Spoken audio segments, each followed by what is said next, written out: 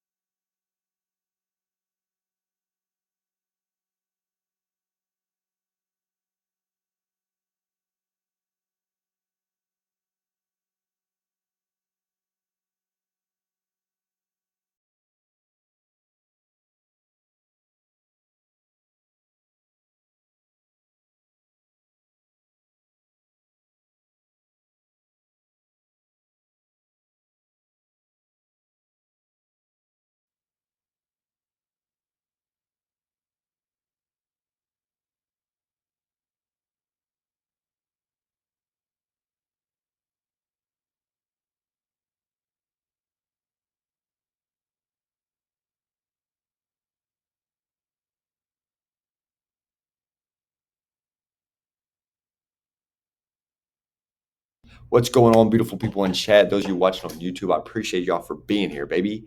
You tune into another episode of Talk About It with me, your host, T Easy. This is a space where real conversations happen, unfiltered, uplifting, and unapologetically focused on growth. Twice a week, we dive into thought provoking topics, sit down with some interesting people, doing even more interesting things, all with one mission in mind: to be better than we were yesterday. So, whether you're on the grind, you're in your zone, or you just need a little motivation to keep pushing forward, this podcast is for you. So, hit the like button, hit the follow button, hit the subscribe button, hit the share button, tell your friends about it, drop a comment, tell me what you liked about the pod, tell me what you didn't like about the pod. I'm all ears. I appreciate y'all for being here. I love y'all so much. Let's get right into the episode. God bless y'all. All right, chat. What is Other going girls. on? Today's podcast guest is the one and only Adam Llanos. Adam hails from New York City, a proud Puerto Rican father and husband, and has done the typical standard, in my opinion, what you need to do in those roles in taking care of his family before his own needs, which is very honorable. Someone I have grown a tremendous amount of respect for. Um, Without further ado, everybody welcome Adam. Adam, how you doing, brother? Doing good, man. It's the day before the 4th of July, so off of work, family's home, just relaxing right now for the long weekend. No, for sure. It's a definitely needed break for sure. Very very much needed break, and it's wild because you think the summertime is a time to relax and like kind of fall back and just have an easy train, but you still is just preparing for the next cycle, especially in like my profession and everything. So, No, absolutely. but family life Trust, brother. I, I'm is serious. always yeah, yeah. Yes sir, Granted, yes I sir. left one career for another career that just picks up in the summertime. True, Like I true, started, it was but kind of chill. Like we weren't needed that much. It was very like we don't work Fridays. I was like, say less. I'm working 4 days a week, 3 day weekend, and then summer hits, and we're like, oh, okay, this is what you've been saying. This is not fun, but I enjoy it. but but that's the key, that you enjoy it. Yeah, Like, and you use it to fuel other things in you yeah, and for the people around you. So you have to have those joys. You know what I mean? for sure, for sure. I mean, granted, it sucks to do 16-hour work days when I leave the house at 5 and come back and the girls are asleep. It sucks, but at tying Yes, it back into does. your intro is the things that I do for my girls. Yep, yep. And I think we're at a position in life. I know myself that everything, the words, everything you do is for your family. You really understand it when you know what you have to do to just be that rock for them, you know? Absolutely. Absolutely. Also, I want to Yep. say this too. I want to say, um, before you say anything, let me finish, okay? But I want to Okay. say, I'll apologize. I feel like this point in my life right now, I'm kind of reflecting on my past and Hmm. like what I did wrong, what I can do better, which I feel like is a good practice. I feel like a lot more Yeah. people should do it more. Um, I will say that early on working there was times when I was like, "Yo, where's Adam at?" And why isn't he doing this? But that goes without fully understanding the dad aspect of things and the husband aspect of things. Like I Hmm. was so, especially early, like I was so bought into the concept of like I'm about to break my back to do this X Y Z and build this career. But ultimately, they didn't care, right? Yeah. So like, is it worth like going back? If I could do it differently, I would not have put that much. Granted, like I would have put the same emphasis on like being a mentor and that stuff, but like that early Hmm. trying to tear the roots out of a system that is going to function how it functions. It has nothing to do with us. But I feel like there was a lot of True. judgment cast from me just on outside looking in, not understanding the dynamic, which now I understand as a dad. It's like, yeah, no, I wouldn't have been there either. Yeah. So I apologize. Yeah. No, no, no. You good, man. What's gonna call it? It.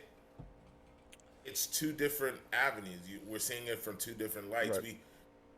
We were working together in the hub, but we had two different jobs, and it takes a toll. It takes a toll, and like you said, like you started reflecting. All right, what? How can I get better? Right. How can I get better? And you found a calling and doing podcasting because it made you feel good, and then you saw like, all right, I'm gonna put in the effort so that when I'm successful, I know how much work it was put in. For sure. But you got a lot of that through where you worked before. Right. Like little hints how to strengthen. Like, all right, I don't want to do that. I want to be like this and get better. For So sure. I always look at it as a positive and a negative, because the reflection and then the self reflection in the sense of if you get upset at yourself for not doing more at certain times, Right. you know. Well, too, I feel So. like being a man of Christ now, I have a constant like I have a moral code of like, am I doing this? Is this morally sound? And then after I get past that, like a lot of the times it's not very Christian like of me. Does that make sense? Like I'll go and be like, oh no, like this, it is what it is. I did what I needed to do. But then it hits me later when I have a time to think, and I was like, did I do the right thing spiritually? Like, Mhm. would God be mad at me because I handled it that way? And honestly, I mean, I'm constantly seeking like some form of religious counsel, whether it be through podcast or reading scripture or talking to like people in the church of like, Hmm. did I do this wrong? Which, granted, I feel like I don't know if it's them telling me what I want to hear or like what I need to Hmm. hear, but I haven't been told that I did it wrong yet. So, granted, I'm sure that time will come because I'm not perfect, but it's a work in progress. Yeah, and you're now entering another phase in your life, so that's gonna bring on new things. Is gonna bring on new obstacles. But I think that's growth, Right. and it's weird because, like as you said about your religion and your spirituality, it's tough when you look at it from that standpoint Yeah. because me and my wife, we talk to each other and we say we got to get to church, and I know it's like you can find God anywhere. Right. He's around, Yeah. and it's weird because I think it from the way I grew up. I went to private school. I went to the Catholic route, and it was cool. It was instilled in me, and I understood it then. But now, like as I grow older, it's just like, man, things are changing, and for me, at times, it's like, did the Bible try to tell me this, that it was coming? And now it has me sometimes questioning it, and then me feeling like, man, I'm doing a disservice. I'm doing a disservice to Yeah. myself, but then I'm also not doing anything good, like to cure this angst that I have inside me, you know. Yeah, no, for sure. I get what you're And saying. it's hard, and it's just like, but I want to go to church. I want, and for me, and a lot of people, when they see God, they want to speak to God, they go to wherever they go. For me, it was church. Right. That's where. So I just wanted to give you that So context are you because. are you a need the congregation type? Because that's how Mateo is. Mateo wants to go to church because she needs the congregation. I want to go to learn. Like I want to go to like Bible study. I could do without the sermon, especially like I've been what's the dude Philip? I'm sure you've seen him on TikTok. 2819, the preacher that Yeah, yeah. yeah, yeah, yeah. So a lot I've of his seen him. stuff he talks about like granted right now it's real heavy stuff, bro. Talking about Book of Revelations and stuff. Um, Yeah, but a lot of his stuff is talking about like don't like you're over here, you know, listening to sermons, but are you reading? Like don't just take somebody's word for it. Read, and if you don't have time to read, listen. So that's kind of what I'm trying to do more of, and whether it's like a verse in the day, because I pray a lot. That'd be like middle of the day, and I'm just like, God is so good, you know what I mean? But like, I'm not definitely not reading as much as I would like to.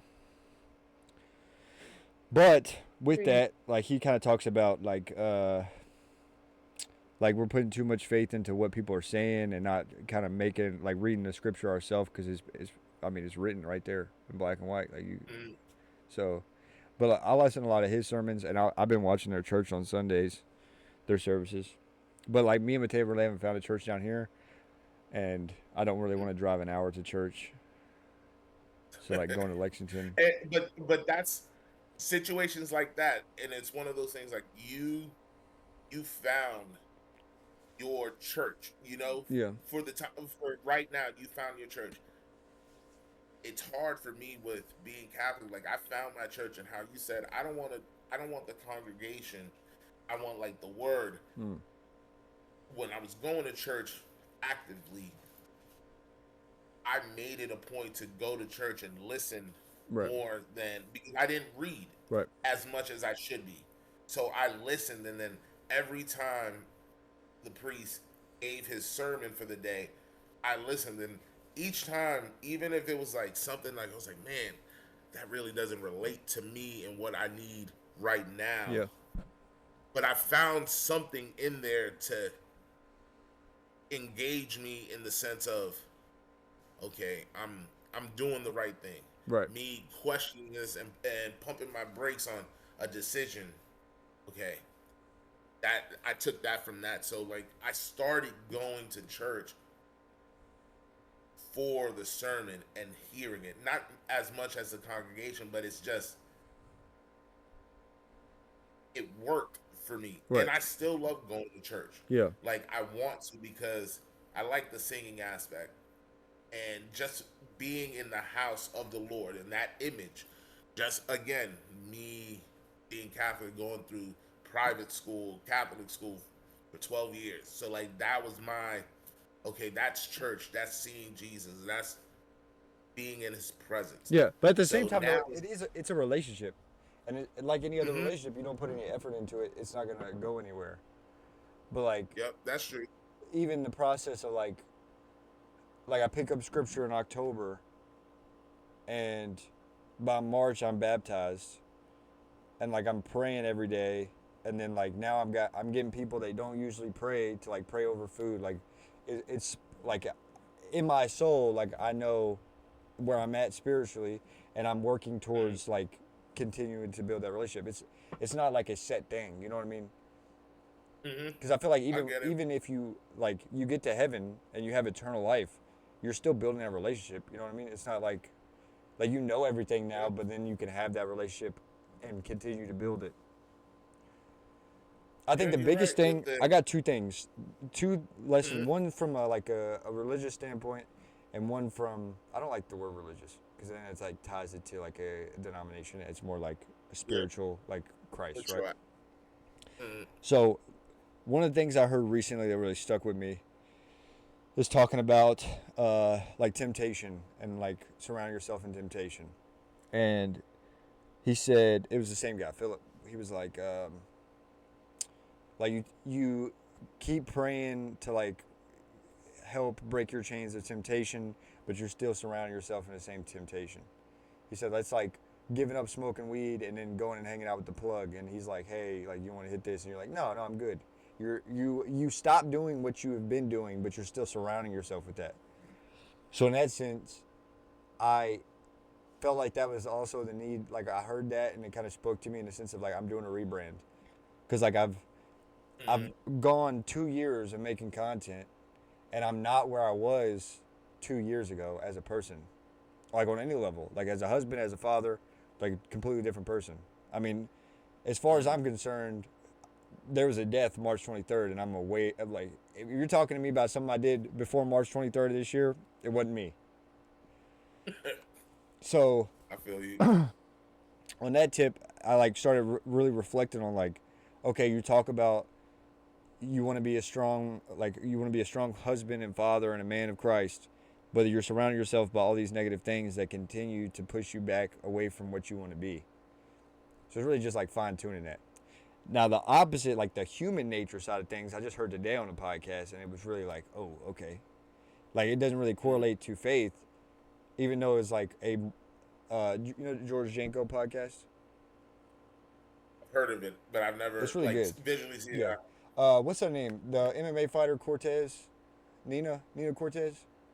Mina Cortez, yeah. I'd watch hers first. It's really good, but it's Okay. a lot really tied into faith. But he has people on there that like they don't really talk about faith, and Mhm. like George, he's Christian, but like also like I mean nobody's perfect, right? He has his things that he does that I'm sure God wouldn't be proud of, and I have my things, right? Mhm.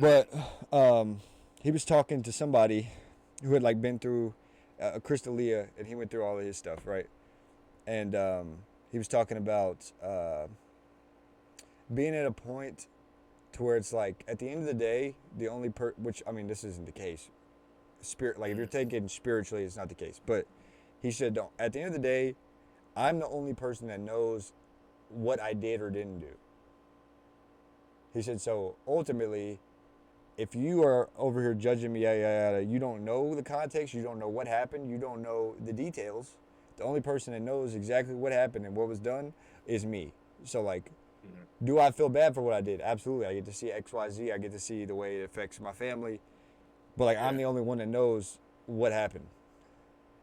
And in that context, he's basically saying like, like I don't care what you say, which I feel like is a very humanistic way of living.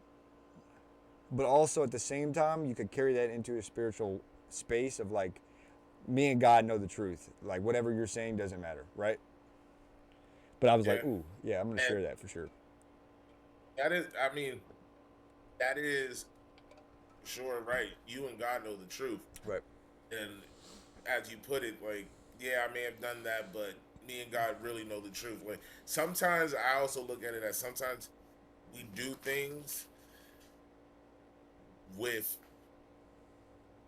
the intent that it may be bad to do this, and I'm gonna feel conflicted, but it's going to help my family. Like, and I think having that family right there makes you sometimes think negatively Right. or doing like changing stuff. So, and it's a constant battle, man. Constant battle because, like myself, it's just like my engine. What I do is for my family, Right. 100%. you know. So, like, so is it are we at the end all be all? Like, whatever happens, I'm making sure my family's fine and me last Yeah. because that's my important. But it's hard to really do it the correct way. And I think that's why society's the way it In is what right now. sense? Like following the gospel, like following like spirituality in the sense of finding Jesus, finding because the Bible's a stepping stone. It's giving you the right of way. And I think a lot of people have that innate ability to say yes, I believe in Jesus, but it's hard for them to stay structured in believing in Jesus. I think this is the biggest thing, and I've kind of talked about this a little bit, but I definitely would like to get your perspective.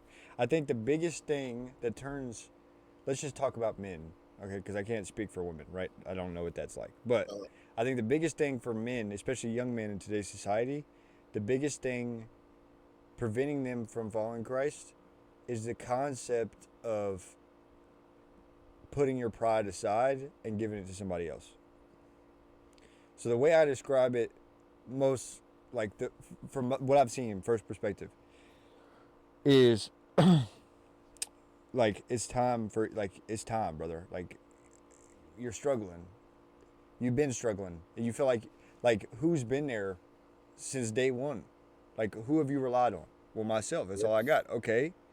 If you are at the point you're at now and you feel like your life sucks and you can't go any higher, then what is the downside of you giving your life to Christ? Like fully committing, bro. Like if you feel like you're drowning, there's only one person I know that's gonna get you out of that. Cause like financially, I could help you, whatever, cool, whatever. But like you still like even if I help you pay this bill, you're still gonna be suffering. So like you're at rock bottom. What do you have to lose?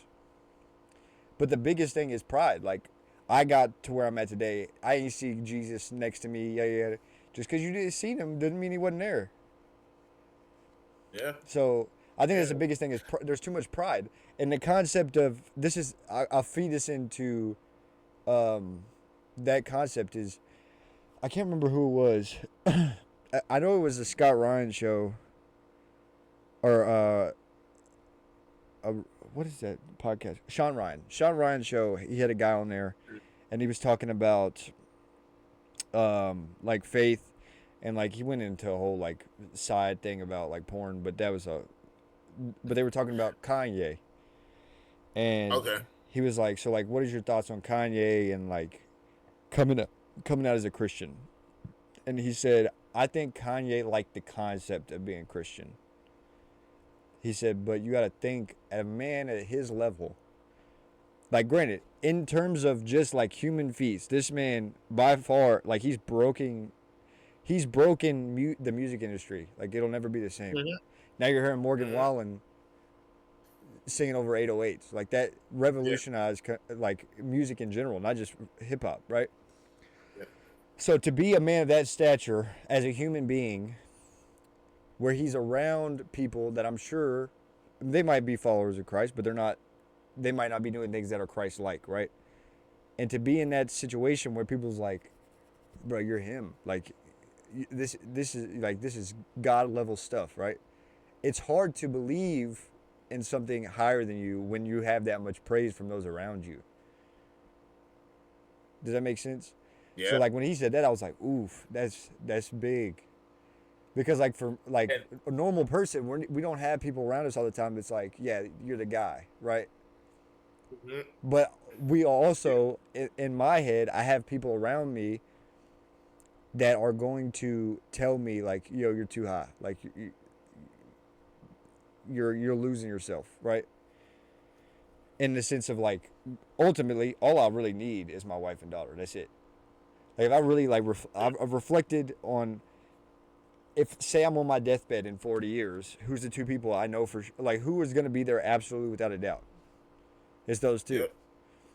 Now, granted, do I have people that are really close to me that I love dearly? Yeah, absolutely. Yeah. But I can't say without a doubt they're going to be there. And the True. only reason I say But Matea is because me and Matea is already we locked in, and there's only one way out of it. We both say that all the time. Toe tags is the only way you're getting out. Especially now, no, but having a kid solidified that. Like, no, I feel you, and that helped you. But like to go back on that Kanye, how those people like always yesing him like, yo, you're God. You're like at Christian, like he liked the concept of being Christian, but he wasn't. That was the thing. I think for him, he really thought he was at the same level of God. I mean, bro, he put out an album We, named Yeezus. What are we talking about? yeah, I know it wasn't call it, but we, like us normal people, we always go if it's in a negative or about like the only way the only way you leaving out of here is me, it would be through me or Jesus. Right. Like like when you fight anything, it's just like, well, I'll be the last person you see before you Right. go to heaven or something like that. We know there's somebody above us. We know it. We Do you know think it. that And that's comes from the one thing concept that of Kanye's not signed, right? He's no, been he's independent. independent. So, with that sense, that even adds to it. At his level, there's nobody above him. Any money he touches is coming from him. But at our level, we have somebody that we answer to, not even like a spiritual level, yes, but like career level. Like we have a boss, we have the government. You know what I mean? And I feel like once you Yeah, get that yeah, high and you feel like you're above all of that, it's hard for you to be like, yeah, God is real. yeah. Was I definitely agree. I They always say like, oh, Kanye changed because when his mom died. I think that relates to anybody either finding God, finding spirituality, or losing spirituality. A significant event that they can't Oh, overcome. for sure. Well, see, no, it wasn't even. You know? I don't think it. So I mean, I've been in that situation. Like I was Christian as a kid, right? Like I grew up in a Catholic church until I was like 6, Yeah. and I come to find out, apparently my mom and sister got into an argument because my sister didn't agree with like the concept of like children not being. She didn't like understand or think it was possible for children to be sinners. So like, my mom wanted to get us baptized, and my sister fought it. Which, granted, I'm back and forth on. I'm not fully there yet, but I get the concept, right? Like everybody, Yeah. even as a child, eventually, God giving that you have a long life, you will be a sinner in some facet. Because nobody's Yeah. perfect. The only person who's perfect was a part of God's body, right? So I get the Yeah. concept. But so 6 years old, we get pulled out of church. We don't really go back. I go occasionally with my grandma. I'm in FCA, etc., etc. My grandma dies. My dad dies within like a year, not even a year. And then ultimately, it wasn't that I lost faith. It was just I had too many questions. And I feel like once you get to that point, it's like if you feel like you're questioning something, you're not going to get an answer to it. You know what I mean? Like Mm-hmm. it's very rare for you to hear a story of somebody being like, "I questioned God and He answered my question." Mm-hmm. Like that's like a very Very. small percentage of people. Yeah. Which how easy would that be? Basically living on cheat codes. But that I think that for me that was the case. It's like it wasn't that I stopped believing. Like I always, even after, like even as an adult, like early adult before I got baptized, I talking to Q was religious, and I was like, I don't Mm-hmm. necessarily think there's nothing there. I feel like there's, you know, there's definitely a concept of good and bad energies. Now, if that's God, I don't Yeah. know. Now I know. That's my Yeah. boy JC up there. Come on now. But at the time, it was just like a lack of knowledge, and that's honestly the only separation between agnostic and an atheist is they just agnostic has too many questions, and atheist doesn't believe anything. So people call me an atheist, and that's fine, like whatever. But I was more But agnostic. I just didn't know. well, but see, and then that brings up: is it okay to question? Is it okay to question what you read and what you are taking in?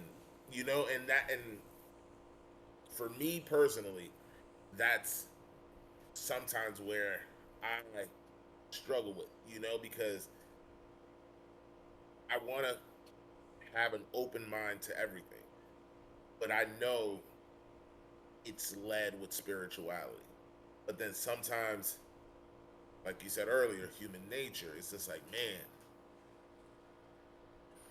I, Brother, I'm still I struggling with really, that. Now, if you ain't got it figured man, out, then I got a minute to go, bro. It's like, am I doing the right bro, things like, it, as a person and spiritually? Because at some point you would yeah, think those two things would separate, right? And you only do things one way or the other. spiritually, right? Or Yeah. on a human nature basis. But at the same time, I think the biggest thing is to look back. Like if you go to the scripture and you go to Genesis, right? That basically tells you the layout. And I'm pretty sure, I don't know if it's Proverbs. The book where Jesus meets Satan, right, in the desert after he gets Okay. baptized. So, Hmm. I mean, even if you go back to those scriptures alone, I've read Genesis all the way through, but I haven't read the other one.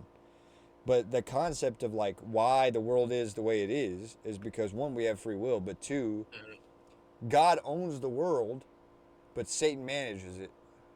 So that tells you everything you need to know. So like if you're feeling human nature, it's not godlike because that's the free will that is given because Satan runs the world, right? Yeah. Yeah. And the biggest thing that I heard, bro, that blew my mind. How many times have you said like in my heart? In Like, my heart. Yeah. like I feel this I'm in my saying, heart. yeah. In the Hmm. Bible, bro, it says don't trust your heart. And I was like, no, bro. You know how many times I'd be like, I feel it in my heart. That's wild to because we go from our heart and our gut. Yes, but also at the You know, same like time, if you think about it in scripture, right? Your heart is directly tied to your body, but your soul is deeper than that. Because if you like talk to somebody like do you believe in like somebody like that does like some form of science, right? They'll be like, no, like your soul is not your heart, like it's separate, right? hmm It's separate deities, neurologist or something like right? that. So like Neurologist. you have a soul, but like your heart has nothing to do with it because your heart's part of your body. So like in that Yeah. concept, it Yeah. makes a lot of sense. Like if you're thinking with your heart, that's your body, your earthly body, but you're thinking with your soul and your spirit, bro. That's direct tied to the man That's upstairs, the bro. yeah, and looking at it like that, yeah, because it's once your body gives up, your soul lives on. Now, Exactly, where bro. does your soul where does your soul Bro, that's heavy end up stuff, at? isn't it, bro? That was too heavy for Bro, 6 o'clock yeah, in the morning. Let me tell you, I was like, yo, that is I'm heavy gonna stuff. Like, driving to the job site. Like, bro, is my life a lie? I've been living off the wrong feeling my whole life. bro, wait, and it's so hard not to think with your heart, Yeah. because it's that human nature. Like, bro, like feeling in my heart, this is the right move, and when you damn, Also, but too, thinking bro, of it like, this is what my biggest thing, which a big pet peeve, right? mm, I feel like at a certain point of following Christ, like you believe, right? And you're like every ounce of your soul believes that Jesus Christ walked the earth and he died for your sins and God is real, right? You believe that so much that you like your mission as a Christian, and it says in Scripture, is to spread the gospel, right? Well, at a certain mm, point, again, I think it's a lot in today's society, but I feel like times are changing a lot. You see a lot more people getting baptized, and God's getting more praise. I don't know if you saw, but like UFC 319, almost everybody thanked God for winning. yep, So like, definitely a change in tide, right? But at the same concept, there's still going to be people because again, Satan runs the world. That when you mm, say something God related, you're going to get that response of like, "Don't be that guy." But at the same time, how can I not be that guy, bro? Like you're telling yeah, me, like in the same sense of, uh, like how I love my child and you love your kid, right? Kids, right? It's a yes, undying, like tethered love, right? In the sense of yeah, like, I will die for this. I will die for this thing, right? I will die for Evie.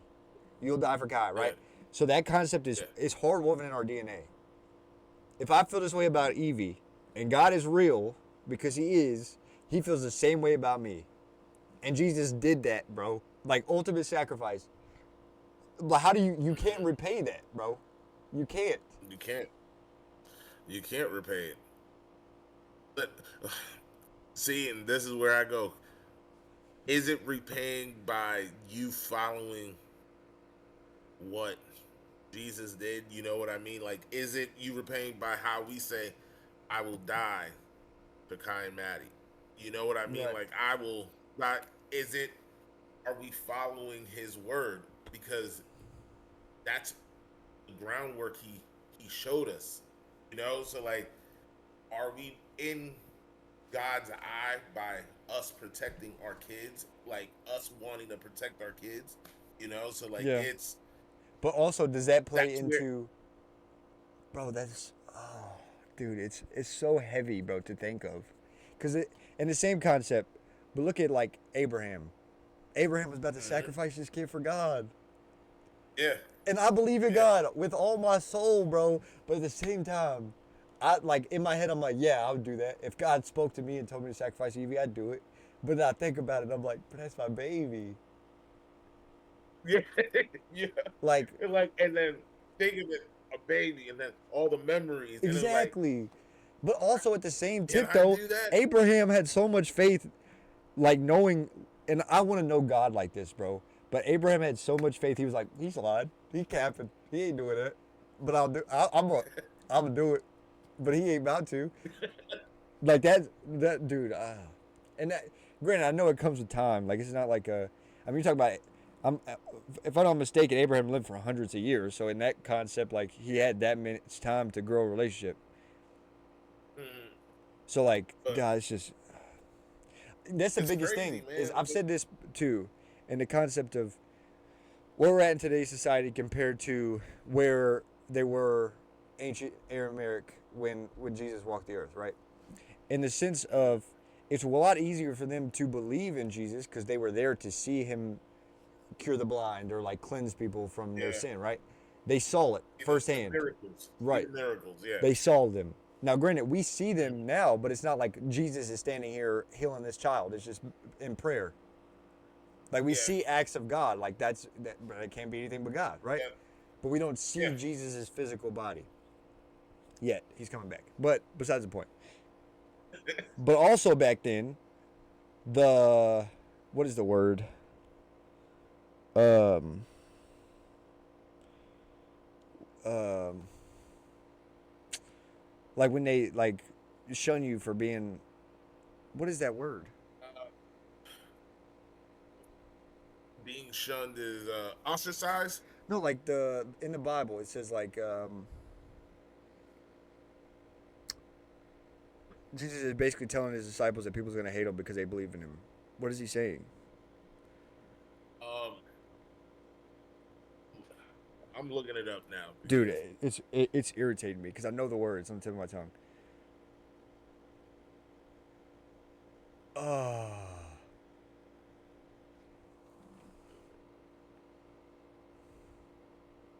it was trying to remember the.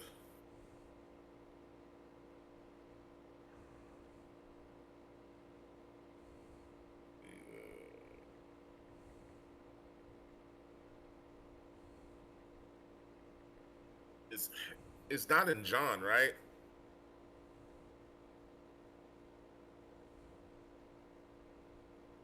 mm,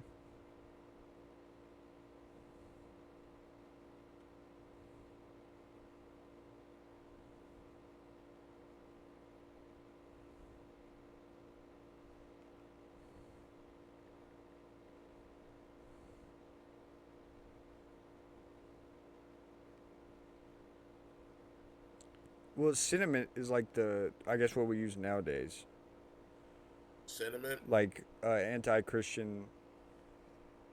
But I can't think. There's a word, bro. I'm trying to Oh, wait, hold on. I think I know what. Hold on.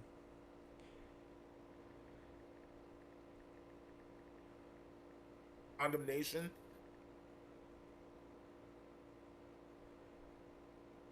Uh,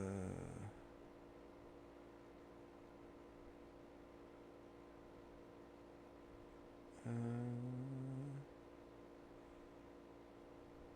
prosecution. That's what. Jeez. All right, so Prosecution. Oh, yeah. they saw Jesus walking and doing these features when he was alive and walking the earth, right? Saw it. I can believe that. I seen him cure this man. This man hadn't seen his whole life. Now he sees, right? But religious prosecution then was like, you're dying for this. Like you're gonna die if you follow him, right? And Yeah. out of what 13 disciples, 12 of them, Yeah, 12 of them. only one of them lived a full life. So like back then it was like you're gonna die, but like have faith in me, Yeah. right? So in that concept, they got it worked. I mean, they didn't. I guess if you look at it spiritually, like nobody loses, right? If you believe in Christ, you get eternal life, like you know. Eternal life, yeah. But in the physical body at that time, it probably sucked a lot more to be a Christian, even though you got to see Jesus do what he does. Nowadays, Yeah. it's almost flipped. We In need to in see America, Jesus right? for In a lot of us America, to believe it. right? In America, we aren't getting killed at like crazy numbers because we believe in Jesus. Like if I make a TikTok, Yeah. it's highly unlikely that I get murdered because I believe in Jesus, right? But I don't see physically Jesus yet. So it's like, which one would you rather have? Would you rather be able to see Jesus and also be killed for believing in him, even though you saw it? Like you see, like bro, how what? It's I see. yeah, like How you gonna tell me I didn't see what I saw? I just seen him do that. You see me see him do that. yeah, and it's tough, man, because I want to see it. Like I would love like when you read when he does cure people. Like yeah, I want to see how he did it. Yeah. Like was it a touch? Was it like a kiss on the forehead? Have you watched Chosen? No. Bro, you gotta watch Chosen, bro. The Chosen's so good. And I also too, here's my biggest thing is I want to watch it and actually watch it. But I know if I put it on, the tone of the show is very like soothing, and I'll fall asleep, and I'm not gonna watch it. What's it called? I heard it was good. Oh, dude, it's so good.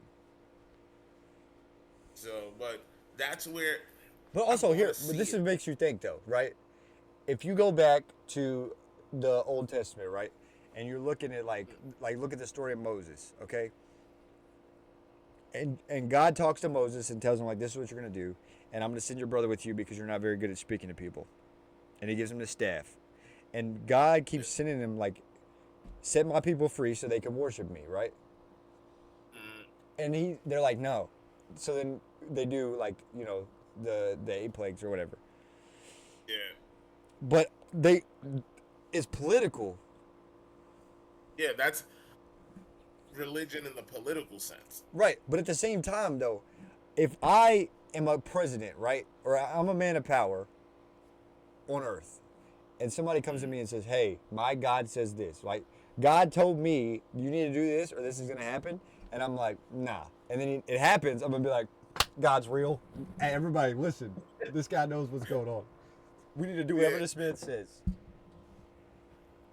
But I get that because, but in that sense, I think a lot of us want to see someone like us, and that's where I think because if a rich guy came to me and said that, and then it happened, I'd be like, damn, it really did happen. Yeah. God is real. I don't know if I would follow that guy. I'll just be like, all right, I'm carving my path with God this way because I know I saw what I saw. This is my path. I would separate from that guy because of relatability. Like, I can't relate to him being rich and not struggling for something. Right. Versus me that I know God is real now. Yeah. I'm gonna follow my own course. You know, like for me, that's where I look at it as I want to see it in that sense because if it's a regular guy, because again, me and you consider regular guys. Yeah.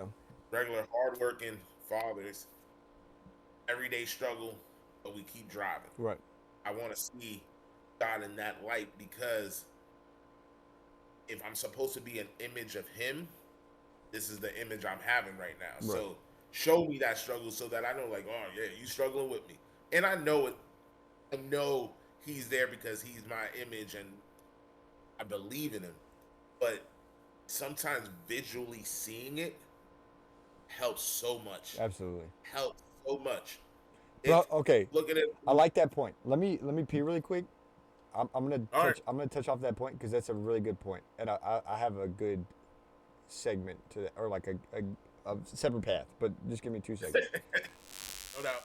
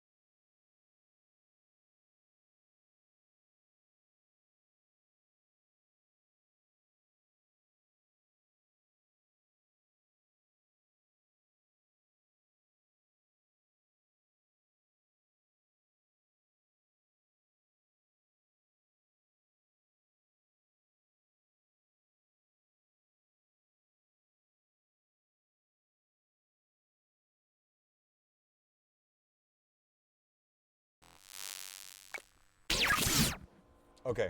So you were saying, repeat what you said. It's hard to. So I think for me, we need that visibility. Right. We need to Like see today, like in today's society. today. Like I think what the world needs to see is visibility of God. And like you said, you're like, he's coming, and I want to believe he's coming. I do, but it's just like we need to see him, Yeah. and for me, it's just like, man, if I know I still need to see him, I know he's there, but by me seeing him, You're saying like his physical face. like something in that image of him, Okay. I get what you're saying. All right. I So think it would. here's my Think counter. it would. Mhm. Here's my counter. I say this on a daily basis, dude.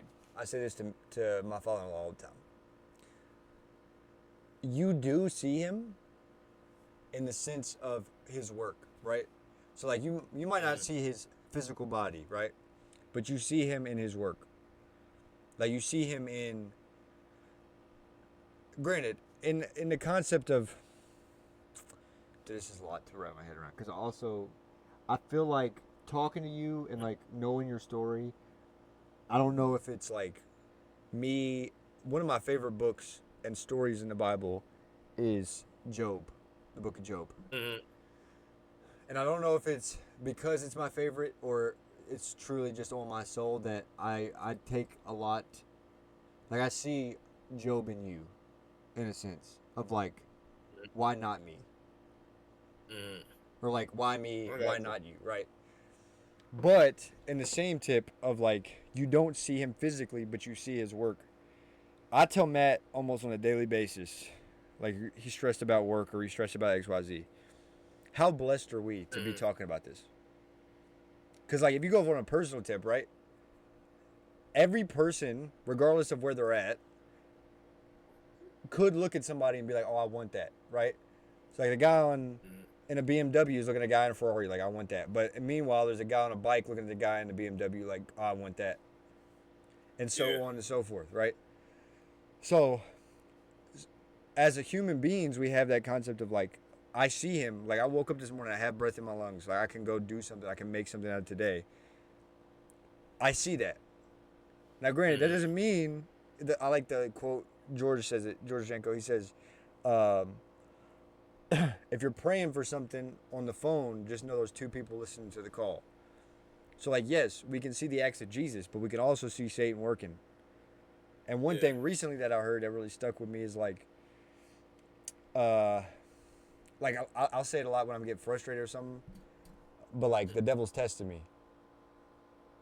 But at Okay. the Yeah. same time, I heard dudes say, maybe it's not the devil tests you, maybe it's God trying to build you. And I was like, that hits. Because I'm gonna start saying that. Because if I That if I that say That this devil's testing me, then I'm putting that negativity out there, right? yeah. Although I'm a man of Christ and I walk through the valley of death, I feel no evil, right? But at the same time, I'm putting that energy out there for it to multiply. When in Yeah. reality, if I say, God's trying to make me better, then I could take a deep breath Yeah. and gather myself and be like, you got this. Like, it's really not that difficult. And my biggest thing is God works in mysterious ways. He does. I'm at a He job does. yesterday. Oh, bro. I'm at a job yesterday. I had a guy on a podcast like 2 months ago. Real heavy in faith. We talked, good little 3-hour pod. Almost all faith. Like he played semi-professional baseball, and we talked about faith the entire podcast. But he just calls me randomly, and he's like, "Hey, like, what's going on? How you been?" And I'm like, "I'm good." He's like, "Honestly, bro, I've been seeing you on TikTok, and I feel like God put something on me, so I just want to reach out and like see where you're at." So we started chopping it up, and it's just like he's like, "Keep doing what you're doing. Like it's like it's needed." But that's the same guy that people will be like, I've heard people openly, like before I got into faith, where they're like, but he's too godly, like it's too much. But the thing is, not everybody's too much is too much, because for me, too much is you probably always seen it, like the ones that throw it in your face all the time. But they're doing And something else. yeah, Yeah. and then they're doing something else. So like, and it's one of those things like, is it too much? Because some people need that. Right. Some people need that constant, like, have you believed in God? Have you done, like, are you repenting on? And some people need that. Yeah. But then some people, like, some people don't. Some people need to, like, okay, I get it. I understand. I'm willing to talk about it. And make me realize and make me understand and help me change for the way that I know I should be living. Right. No, 100%. But also too, I feel like You in that know? concept of like, I feel like the people that are like too much in the sense of like that's what they live, breathe, sleep, eat is Jesus Christ, right? Mm-hmm. Part of me kind of like I'm kind of in a way like resent you. Like I want that level. Am I ready for that level? Absolutely not, right? Like I need to do way more to get to that level. But like that level of faith, like you're fully bought in. Like I love that. I'm fully bought in, but I'm not there yet. But at the same tip, it's like it's a the way I see it is like a toddler, right? You're trying to feed a toddler. Yeah. They are hungry. They know they're hungry. But they don't understand the concept of you're trying to feed them something that's good for them. They're just like, you're putting stuff in my face. I don't want it, right? So I don't want it, yeah. Right. So like they may be starving, but they're not. They ain't with the whole. I'm not ready for it right now. Like I want to do it myself. Mm-hmm. And that's kind of the concept. There's been a couple times where Mateo was like, "Hey, like I love like," and she goes about it a good way of like, "I love that you're that passionate and you like, your faith in Jesus Christ is strong, but like, know the audience. Like I'm trying to give a wedding speech that's like faith ridden, like scripture and stuff, and Mm-hmm. in a scene that's not like that could be a one-on-one conversation. Yeah. Like it probably needs to be, depending on where they're at. It probably needs to be. Everyone. Right, right. Because, Yeah.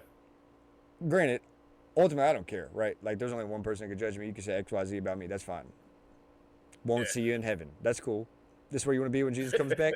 That's fine. But and then like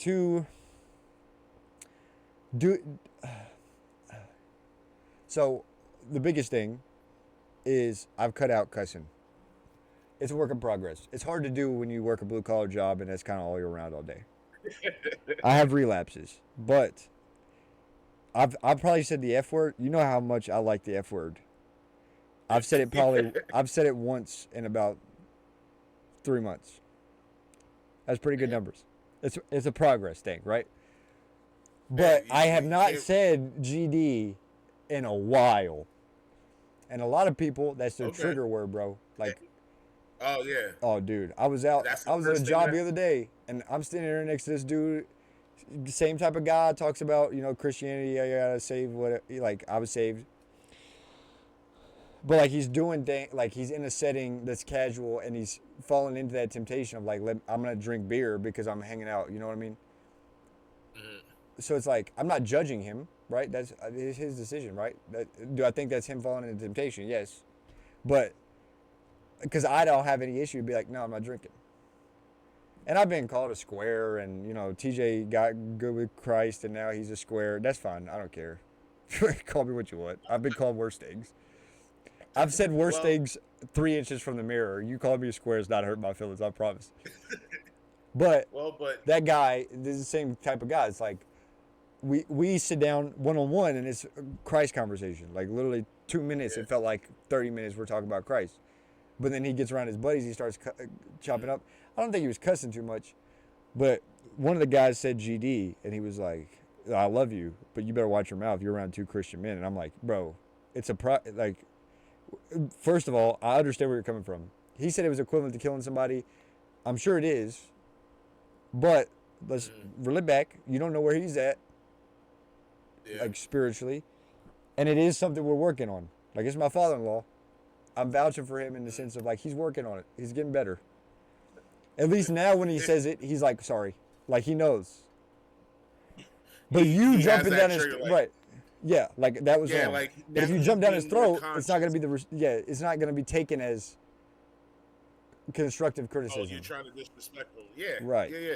But you advocated for him, and the progress and the stuff that you've done, like went through. It was a progress to get you to this point.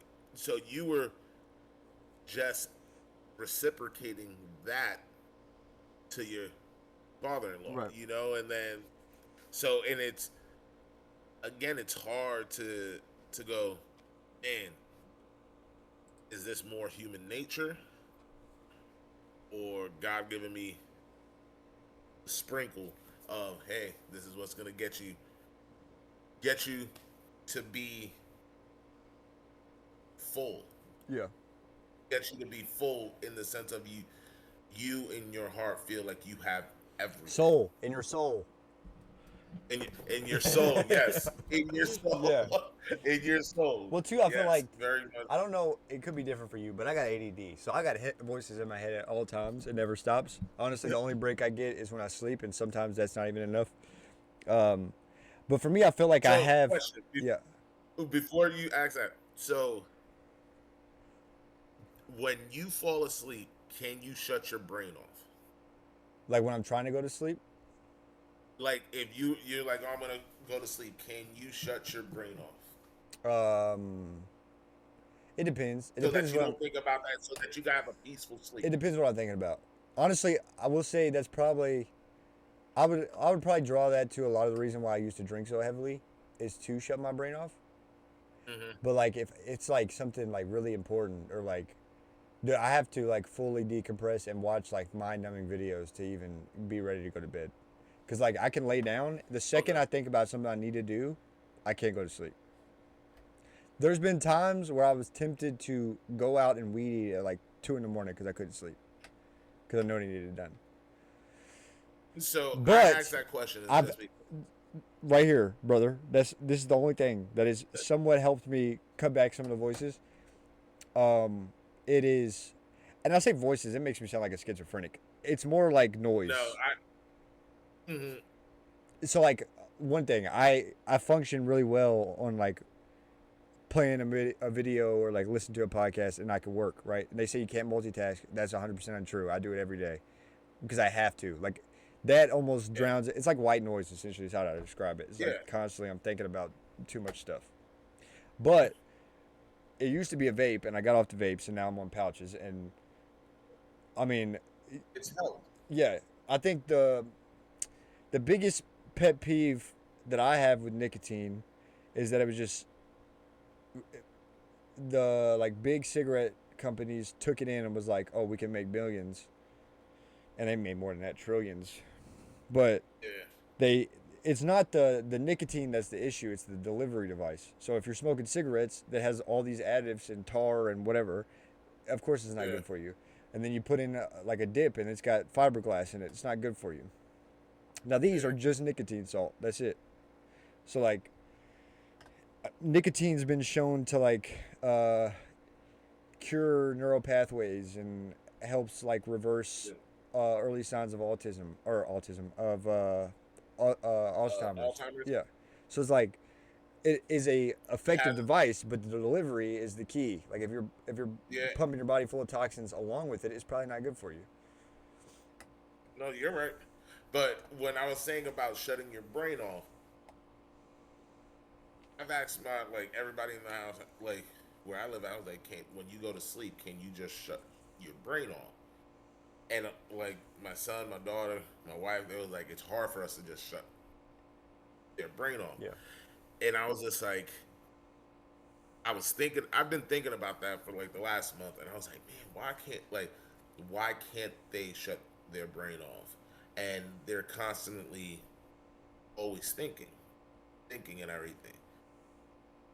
And then sometimes I'm just like, why can't I shut my brain off? Is it because I'm not understanding them enough? Is it my conviction with spirituality that either I can't focus on Jesus all the time because I'm focusing on something else, so that I need to shut my brain off so that next day I can focus on what I have to focus on. And that's where I'm just like, it's hard to balance that right now. Hard to balance that. Well, also too, I think And- to an extent, like I've always had that issue. Granted, I've seen things. I saw like I can't remember what his title was, but he's like a doctor, and he says like if you feel like that, like you're laying in bed and you can't turn your brain off, you get in the shower, you run water on your neck as hot as you can stand it, and then you change it to cold, like full blast cold, and then go back to hot, and apparently it like resets your system and allows you to sleep. I haven't tried it, but also I think just I don't know.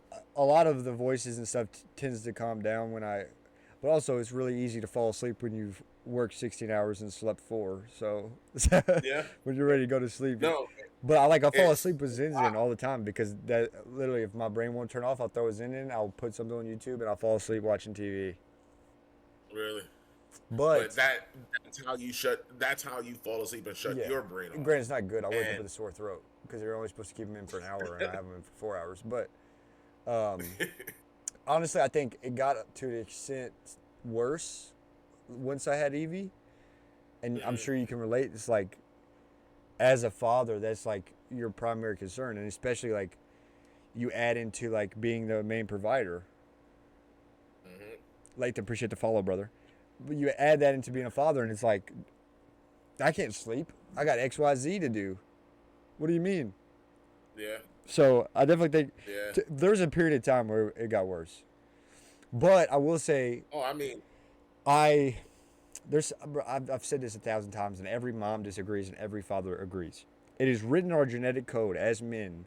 I'm not waking up to a baby crying. I'm not. Granted, I'm not a light sleeper by any means, but at the same time, I'll wake up to one of these. It's not that hard. You are wired. You have a connection. You grew this baby in your stomach for 9 months. You have a connection with this baby. If a baby gasps, you're awake, right? I don't have that. I'm asleep. If you need me to fight a war or somebody broke in the house, I'll be there, right? That's my job. If you need help with the baby, I don't care to help. Give me a little one of them. I'll roll right out of bed and go do what I need to do. Change the diaper, get a bottle, cool. I'm not waking up to a baby crying. It's just not in my DNA. And I say this to fathers all the time, and the dad's like, yeah, that's what I say. And the wife's like, I hate both of you. So since you've had Evie, you never woke up to her crying? No, now it's different. Now she's got that like 1-year-old guttural scream where she's like, ah! And I'll wake up to that. Yeah. Because I think something's wrong.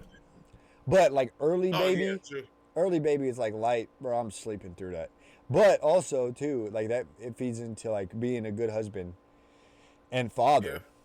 I've told people like I've had kids. Kids tell me like kids as in students, not like children.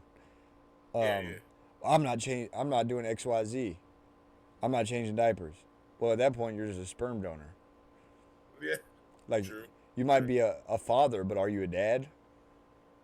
Which I get it, but That also everything you know about life will change once you have kids. If you don't agree, if you were watching this and you don't have children, but one day you want to have them, be prepared for everything you believe in to be turned upside Yep. down. Yep. Because, Like the bro, light switch. literally a week old, I think it was her 1 week appointment. I'm not like grossed out by stuff, right? Like I have a pretty good stomach. I can tell you right now, before being a dad, if there was poop, I'm not scooping it up with my hands. Oh, now's nothing. Bro, Evie's first, also too, it carried across my life, not just dad life, right? But like as a dog dad. Yeah. Evie's first 1 week appointment, we go to the doctor. We're changing her diaper.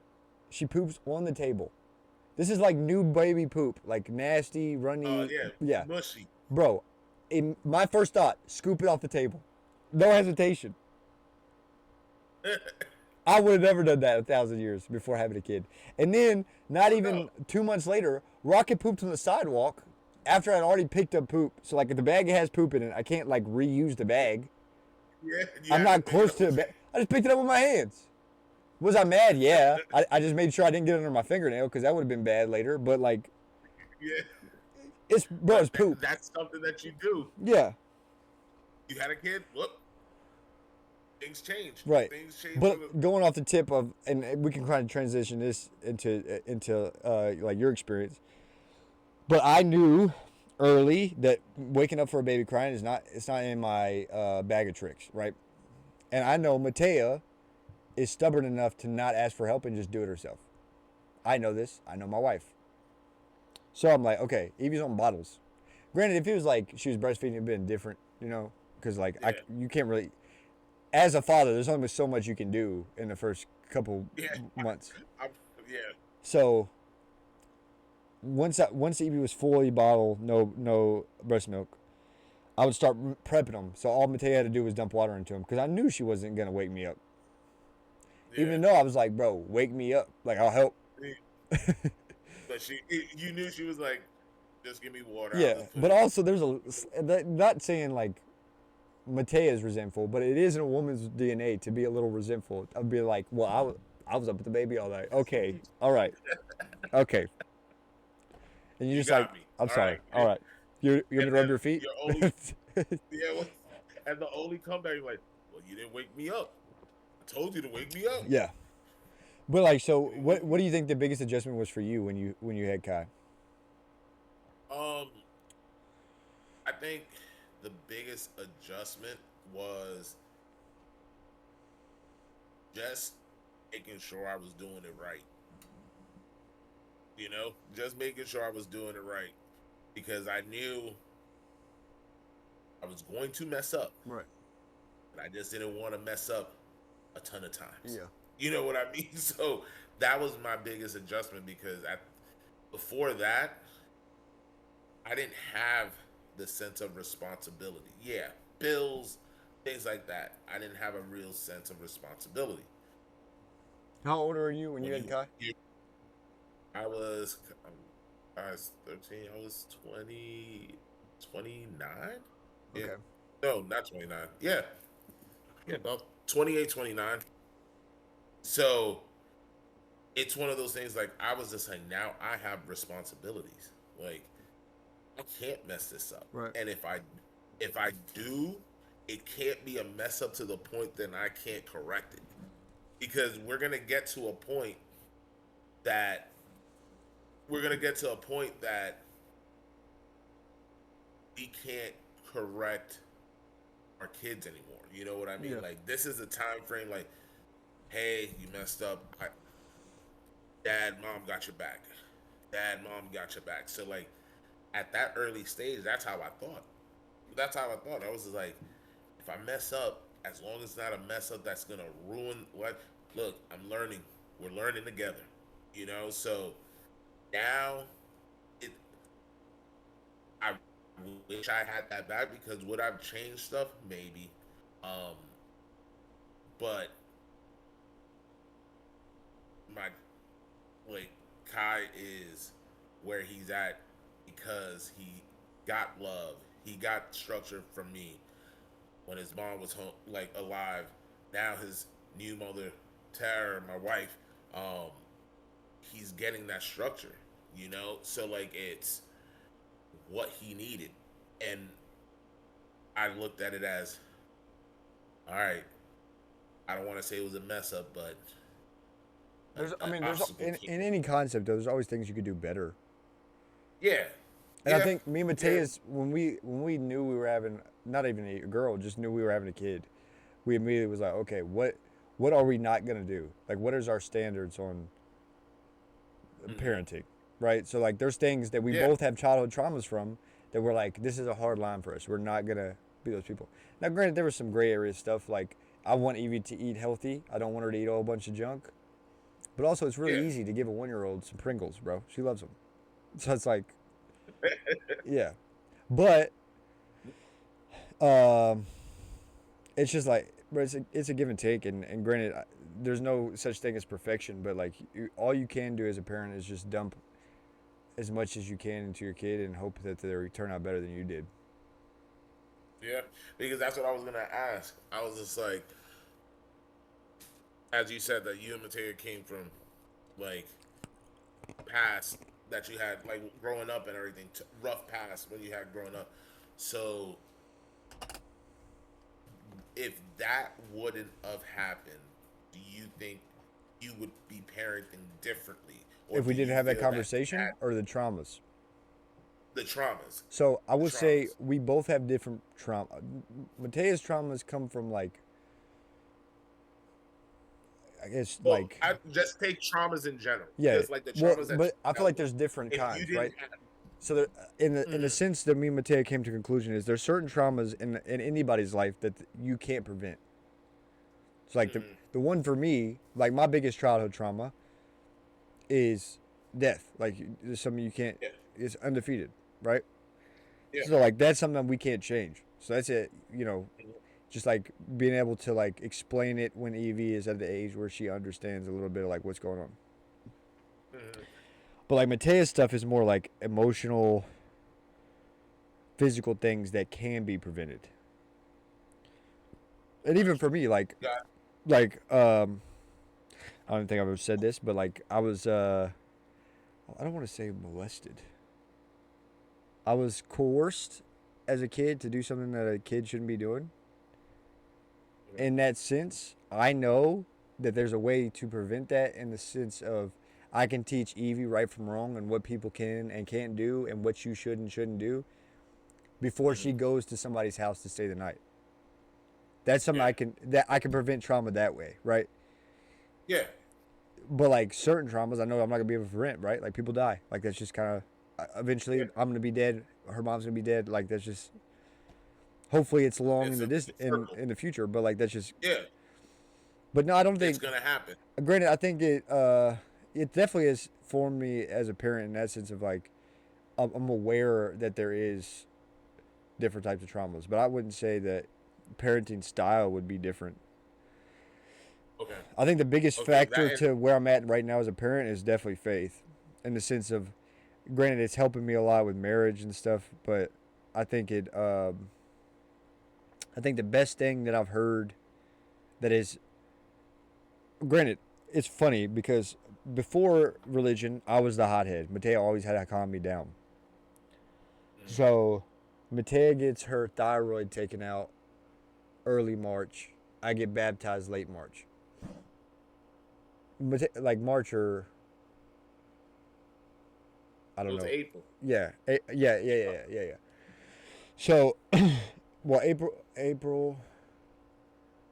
Sorry, no, May. April's It Evie's was the birthday. last week of April. It was the last week of April because it was right before graduation. Yeah, that's right. It was after Evie's birthday. Anyways, regardless, Matea gets her thyroid taken out. I get baptized. Right now, I am very kumbaya. Can't be bothered. I'm not arguing with anybody. I don't care. Like, I get frustrated, but it's more. honestly, my frustration recently has not been from like being mad at a situation. It's more like being exhausted. I'm mentally and physically exhausted. Physically, my All right. physical body, my spiritual body, all glory to God. If it wasn't for me finding God, dude, I'd be in shambles right now. But we flipped 100%. Like I'm talking 180 from where we were at. Now Matea's the hothead. She'll crash out at any moment, and I'm like, woosah, it's all good. But I think that in that concept, like there's times where Matea, especially being like stay-at-home mom now, she gets overstimulated and she gets irritated, and I understand Yeah. it, right? Like, granted, I had Evie when she was like still a baby, like I could put her down for a nap. That's not the case anymore. She's one, bro. She don't want to nap. She's not Yeah. napping. It's up, right? Yeah. I will It's a claw wrap. to death to not take a nap. That's where she's at now, and I guarantee it's hard. But Matea kills it, right? But there's times where Matea gets frustrated, and I see it, and then she'll like not yell at Evie, but like just like express her emotion loudly, and I'm like, yo, like it's good. Like, I'll give you a minute. Like, it's good. It's cool. Like we're good. Yeah. So like it's understanding just the Parenting in dynamic. in the moment it's like you Because you guys flipped it. You Right. got to look at Yeah. it. You flipped the roles, bro. You know, But because also too, one thing that people you- don't understand is our whole life has changed. Like we Yeah, went from 2 income by ourselves, like literally just doing our own thing, to now I'm the main provider. Matea's doing her event planning stuff, but it's not on her own time. It's on Evie's time. Yeah. We moved to a new city. Like it's a new career for me. Mhm. And people's like, "Oh, bro, you got it made." I'm like, "Do I?" No, You know what keeps you're- me up awake now is I gotta figure out am I gonna be able to take care of X, Y, Z? Yeah, well, and this, like I said earlier, this is a new chapter for you. So a lot of things are gonna be tempted on your plate to stray away to find the quick fix, Right. and because you're in a new, you have to be alpha again. Yes. You know what I mean? You But have I to be need alpha that. again. I need that, bro. I think a large part of why it was time for me to get out of Pikeville is I felt like I was losing that edge, bro. And as a Yeah. dad, you need that edge. You need to be able to be like, yo, Yep. okay, I don't have the money for rent. Let me go get it. And that's the biggest thing. Like I watched that firsthand. So like, talk about traumas, right? My sister's trauma. It's very interesting. If I went back to school, it'd be for psychology. It's really fascinating to me. But you could have 3 kids that all grow up in the same exact way, same exact household, same financial status, whatever. But all of them will have different traumas. So Yeah. I come from 5, right? Got three older or 5 total, but 3 older sisters and a younger brother. Every one of us got a different type of trauma from losing our dad, and like our upbringing in general, not just losing our dad, but it's fascinating. So like, in like from my first cognitive memory, I'm first boy. If I was born first, my sisters would not exist. Because my dad wanted a son, right? So first boy, named after my dad. Dude, I got the blunt of everything. Like the early conversations of like, I don't want to clean up the yard. Well, do you want to go do women's work? No, I'm going to clean the yard. What are you talking about? I'm not doing dishes, right? So like, that's what I see that for 14 years. Well, I get my sister on a podcast and she's talking about like what she learned from my dad, like her biggest lesson. And she's like, not like, I feel like he could have worked less. Like his money's not that important. And I said, see, I disagree. He taught me, regardless of your health, your mental state, whatever XYZ, you always take care of your family. I said, so that's an interesting tip on a female perspective and a male perspective. I was raised, if my dad did anything right, it was showed me how you take care of the people you love. And that is to your last breath. Like, could the circumstances have been different? Yes. Like, my mom could have got a job. He didn't have to work 3 jobs while on chemo. He could have slept more. He could have probably got a couple more months. Ultimately, it was stage 4. Like, it was bound to happen. It was bound to happen, yeah. But the perspective that I got from that is like, This is what you do as a man. Is it fair? No. But as much as he's hated, bro, and I don't think it's not his points, it's his delivery. But Andrew Tate makes a valid point. He says all these That's guys come to him and they're like, "Hey, my life sucks," and he's like, "Yeah, it sucks. Being a man sucks." He said all these women talk about, well, men got it made. You're talking about the top 3% of the world. You're not talking about the guy that's taking out trash or working a blue collar job and working 16 hours and away from his family. You're not talking about that guy. You're talking about the guys that are at the top that make millions of dollars a day and they're just rolling in it. Those guys have it easy. Yeah. You know, No. we don't. And because if that was the case, right, if men really had it easy, then why do we have the highest suicide rate in XYZ, right? It doesn't make sense. I don't know how many people. I mean, granted, yeah, there's people that have had wealth that have killed themselves, but I don't think the number. It has to be at a rare rate. No, for sure. Wasn't call it, but no, you're definitely right, and it's now. Do you think that what your dad did, working more, was a sacrifice to times? It was a sacrifice of the time he could have been spending with you guys, right? Yeah, 100%. So, like, me and my wife, we don't argue. We have conversations, and we talk about this all the time because, again, I feel as a man, I gotta provide. I gotta make sure. Hey, rent is due. Man, we're short. Let me go get the bag. Right. Got a spark. Right. I gotta DoorDash, whatever. I gotta make this money. You know what I mean? So like, why is because I gotta make sure my family's good. Right. And by that is provide a shelter, food, security. For sure. You know, so like, she's like, I understand that, but sometimes you need to stay. You need to just be with family. And I want to. And I told her that, and I was like, it feels like how I see giving, knowing that I love you guys and you seeing that I love you is by me making sure we have the things that we have. Yeah. Making sure like you don't go without. Like if you need it, all right, what do I have to do? I'm this short. Go. Yeah. Let me go take do care of something it. Right. so that you take care of it. So it's a battle because me and her talk about it all the time, and that's where most of our heated conversations come from, is because it's sacrificing. And I look at it like she's sacrificing for me because she wants, the kids want me here, and I just know, all right, when I'm here, but if I need to make sure I have to handle something, I gotta go do it because I gotta make sure you guys are all right. Yeah. And it's a sacrifice on both ends, but I work at that every day to try not to sacrifice our time together, and that's what it is. But it's just like, man, I want us to be at a point where we don't have to worry about like, oh, can we do the little bit extra? Can we do a little bit extra on the side rather than be like, oh well, not this month or not this week, you know? So like, I think that's where, as a male, as a father, as a husband, where I go, all right, if I can't give him that, I'm gonna give him what I know I can, which is security, shelter, food here.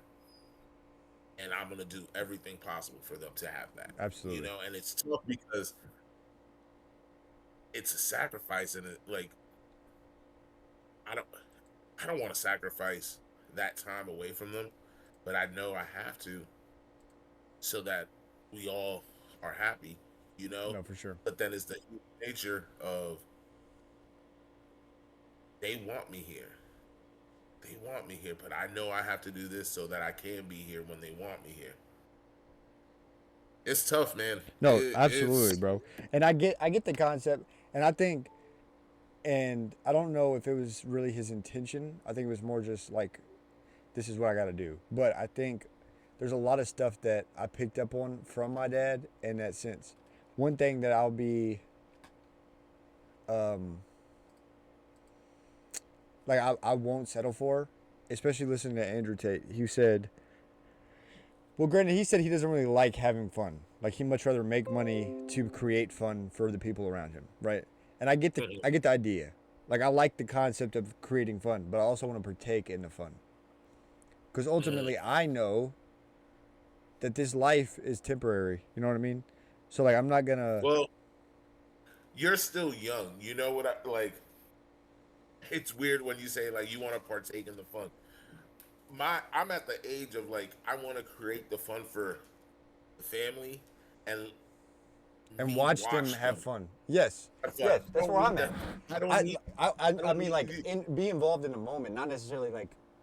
When I say have fun, I don't mean like get wasted and yada yada yada.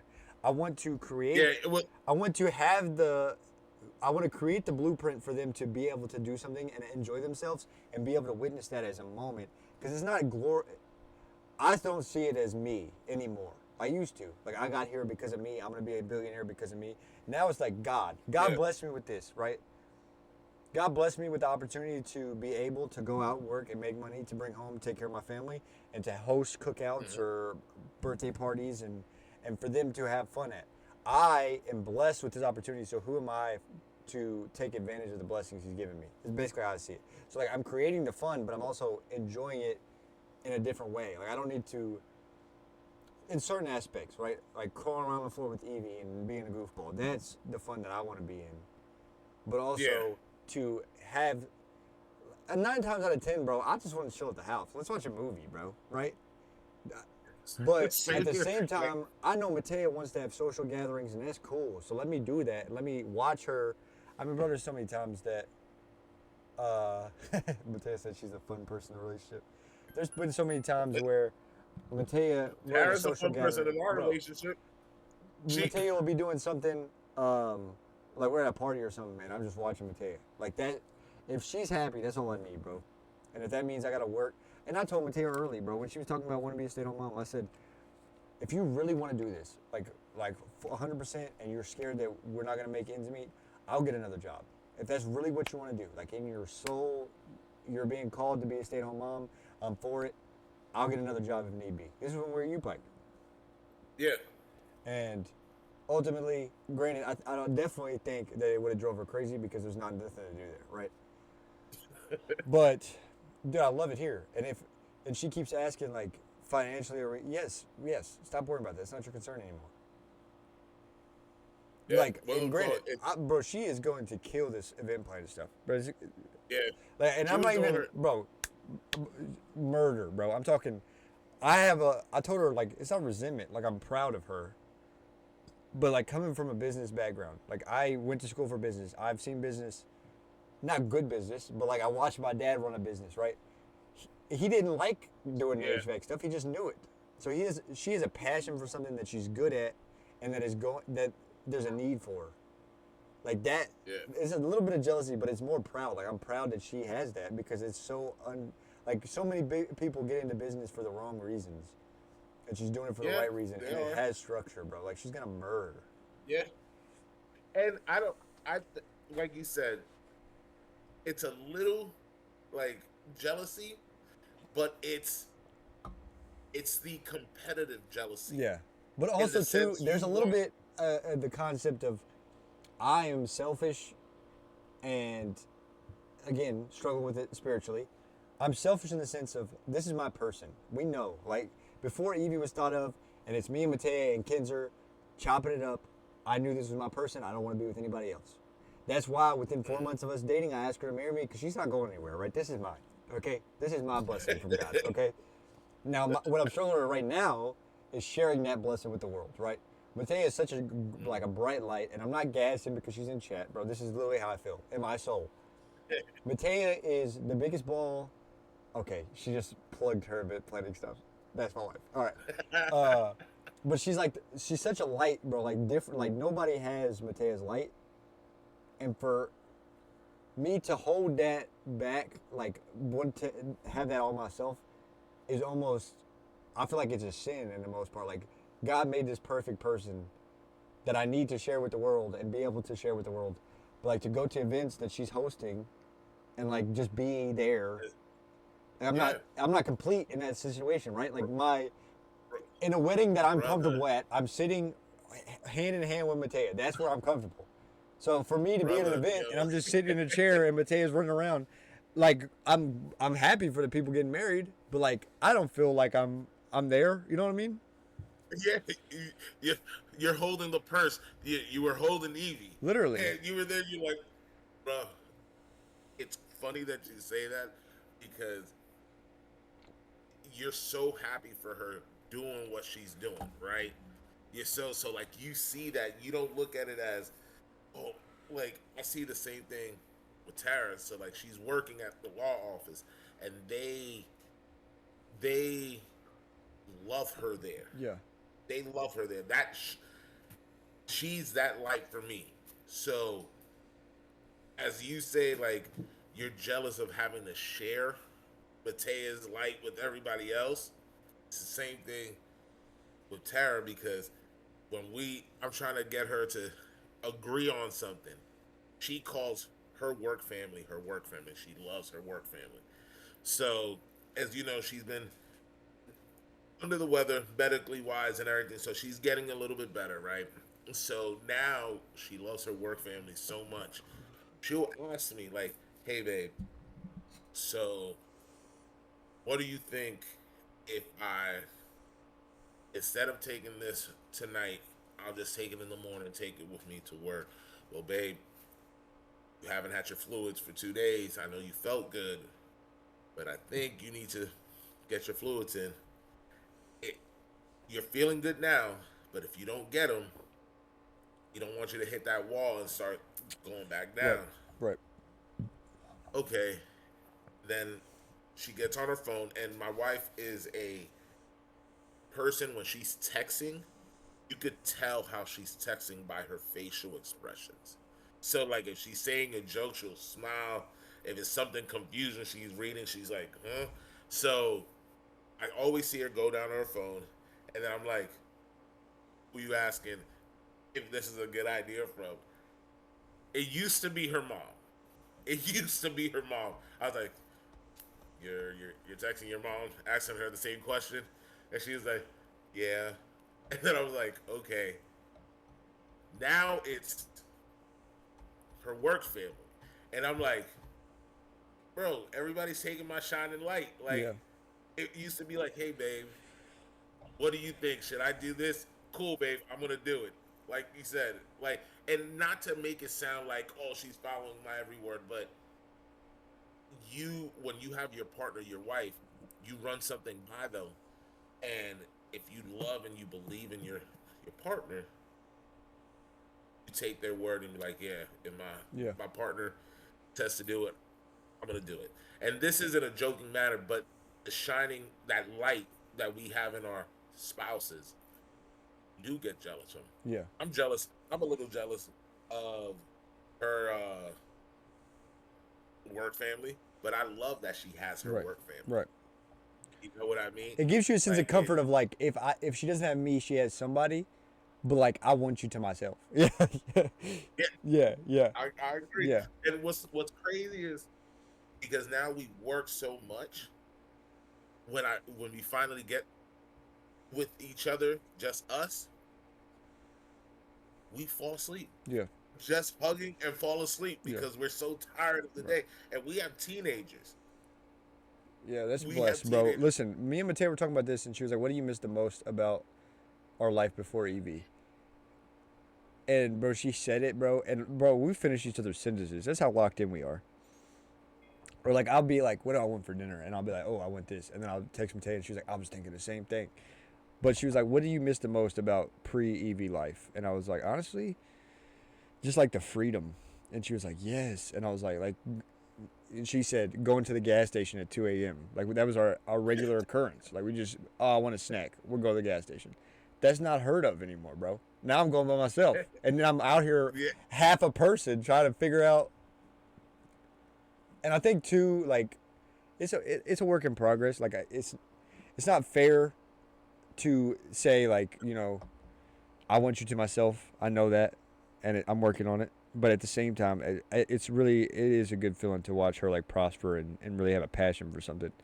Because she Yeah, for liked her sure. job, but she didn't like her job for the right reasons before she was a stay-at-home mom. Yeah. She liked it because her coworkers. She hated the actual job itself, but she loved her coworkers. And now Yeah. her coworker is a 1-year-old that is hell bent on causing havoc.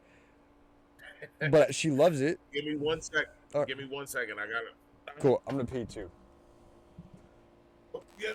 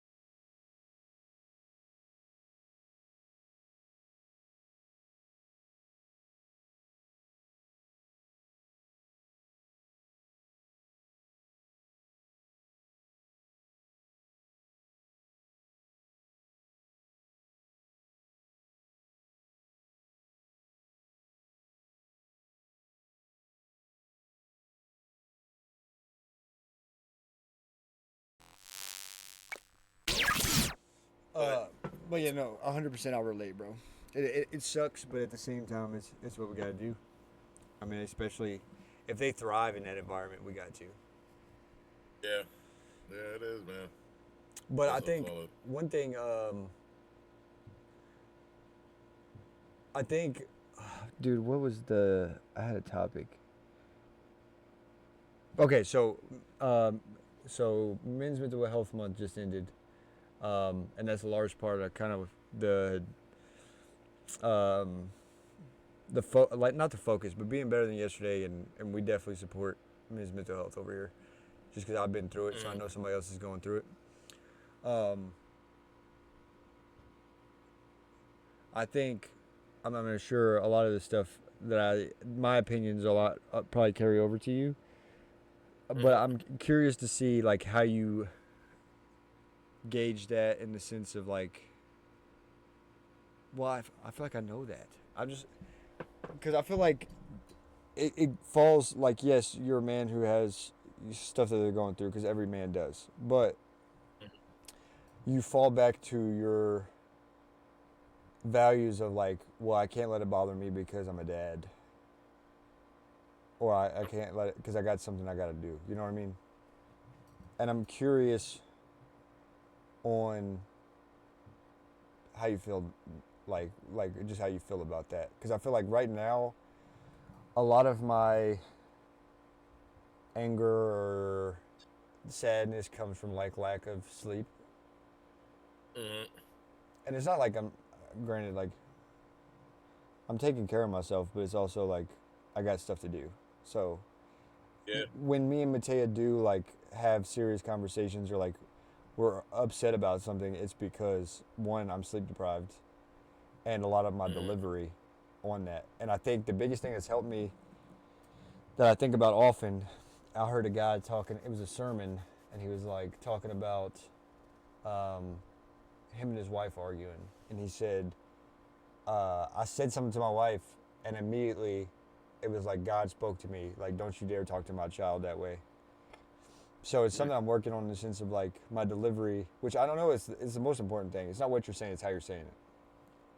Because you could be saying the right Yeah. You're. thing, but if you say it the wrong way, especially to a woman, you're definitely going to hear about it. So Oh yeah.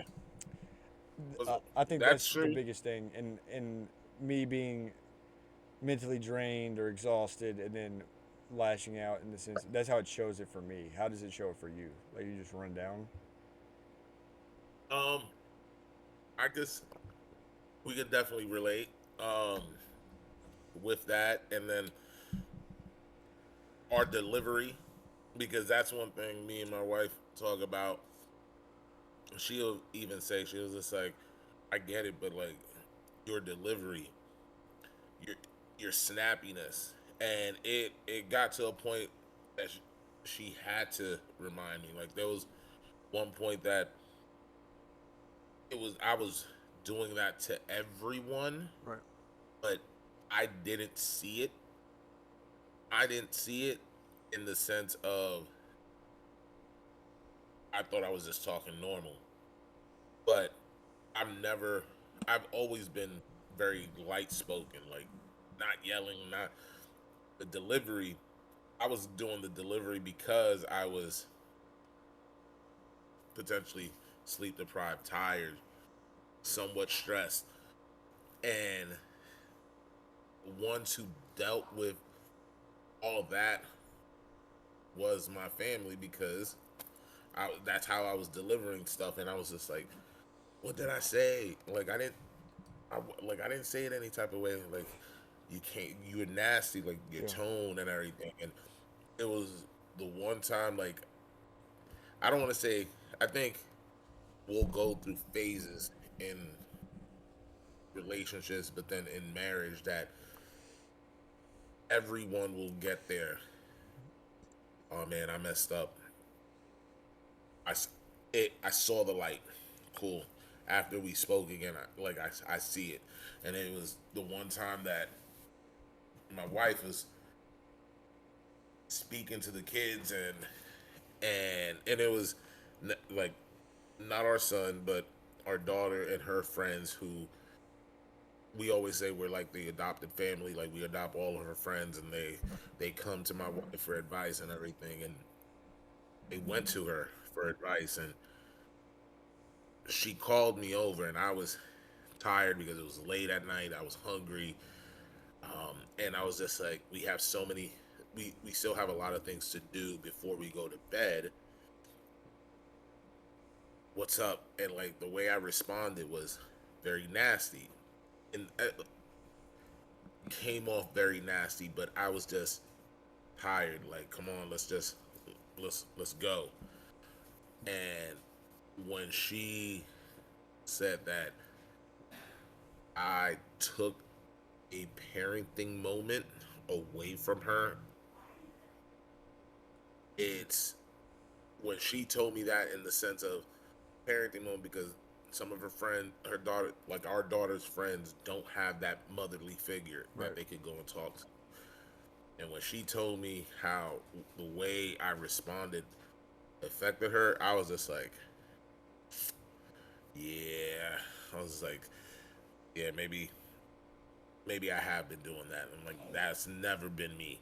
So I think in our marriage, that's been one of the big like first obstacle of wow, like you're doing everything for your family, but you can't treat your family like that, you know. And so, and goes back to our conversations. It's like how I say Right. the delivery goes a long way. Whether they like what I say or not, the delivery goes a long way, and I've constantly work on that because, as my wife says, for our daughter, you gotta be soft, but you also have to be strong and Yeah. hard because you're preparing her for the Pause. world. Pause. What's it called? What's it called? So, Yeah, but um, also it is different, like in the sense of, um, like if I ever like if God blesses me with the son, like the way I raise him compared to Evie will be very different. But like you still, as a father, you teach both, like you mhm, teach both kids different styles. So like as a man, yeah, you're teaching your son to be a man, like what it means to be a yeah, man truly, not what is talked about in society or what you see in the movies. yeah, You talk about yep, those and that's it. sacrifices and what you have to do to take care of your family, right? But on the Yeah, women tip, you're showing your daughter what she shouldn't settle for, like, hmm, and that's through Matea, yep, and even in the sense of Matea is my number one. Like I love Evie to death, and I talk about it time hmm, and time again. But if it comes down to it, between my kid and my wife, I'm picking my wife. I can make another kid. Granted, is Matea gonna be okay with that decision? You know, I guess she but when she said yes I do at the altar and gave me authority in the relationship in that sense, like in front of God, then she has to live with the decisions I make to an extent, right? So in that sense, I'm saving but Matea. She's gonna be upset, and that's gonna be a long period of us fixing. God forbid it never happens, but yeah, it's not a hard decision for me. Like I love no, Evie and but I in the cherish Evie. Bible, yeah, but in the Bible it says the last like the kids are going to leave. You're the one that you're gonna have is your wife Right. at Well, the even end. see, that's what something that's instilled in me when I was a kid. Is like when me and my siblings would fight, we always heard like one day we're not gonna be here. It's gonna be y'all. Like at the end of the day, all you have is your siblings. Granted, I've lived by that Well, my entire life, but another facet of like growing up and realizing you get to a certain point in your life when you start your own family. Your yep, and your that's what I was family gonna your say. whole life is no Hmm, longer your immediate family. Your immediate family is your hmm, wife and your kids, right? So like that yep, was a transition, and like being able to tell Mateo like, hey, I get it. Like, granted, there's a little more resentment too. You know, I don't have Evie doesn't have grandparents on my side that she's gonna go to and hang out with all day. Mateo has that, so there was a little bit of resentment. Like being able to see Matea's dad like playing with Evie, that hurts. Like, I know that he loves her, but like my dad would have loved her just as much. You know what I mean? So like, yeah, there's a little bit of pain that comes with that. But at the same time, I think the only thing I can do for Evie is let her know how much her grandpa would love her. And the only way I can do that is show her love the same way that he showed me love. yep. But it's also as Matea's parents or her grandparents,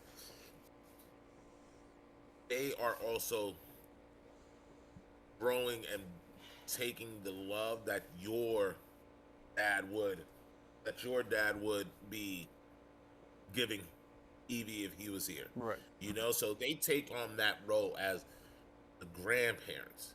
You know, so like they're taking on, in my sense, they're taking on double role because they know that you don't have your dad here.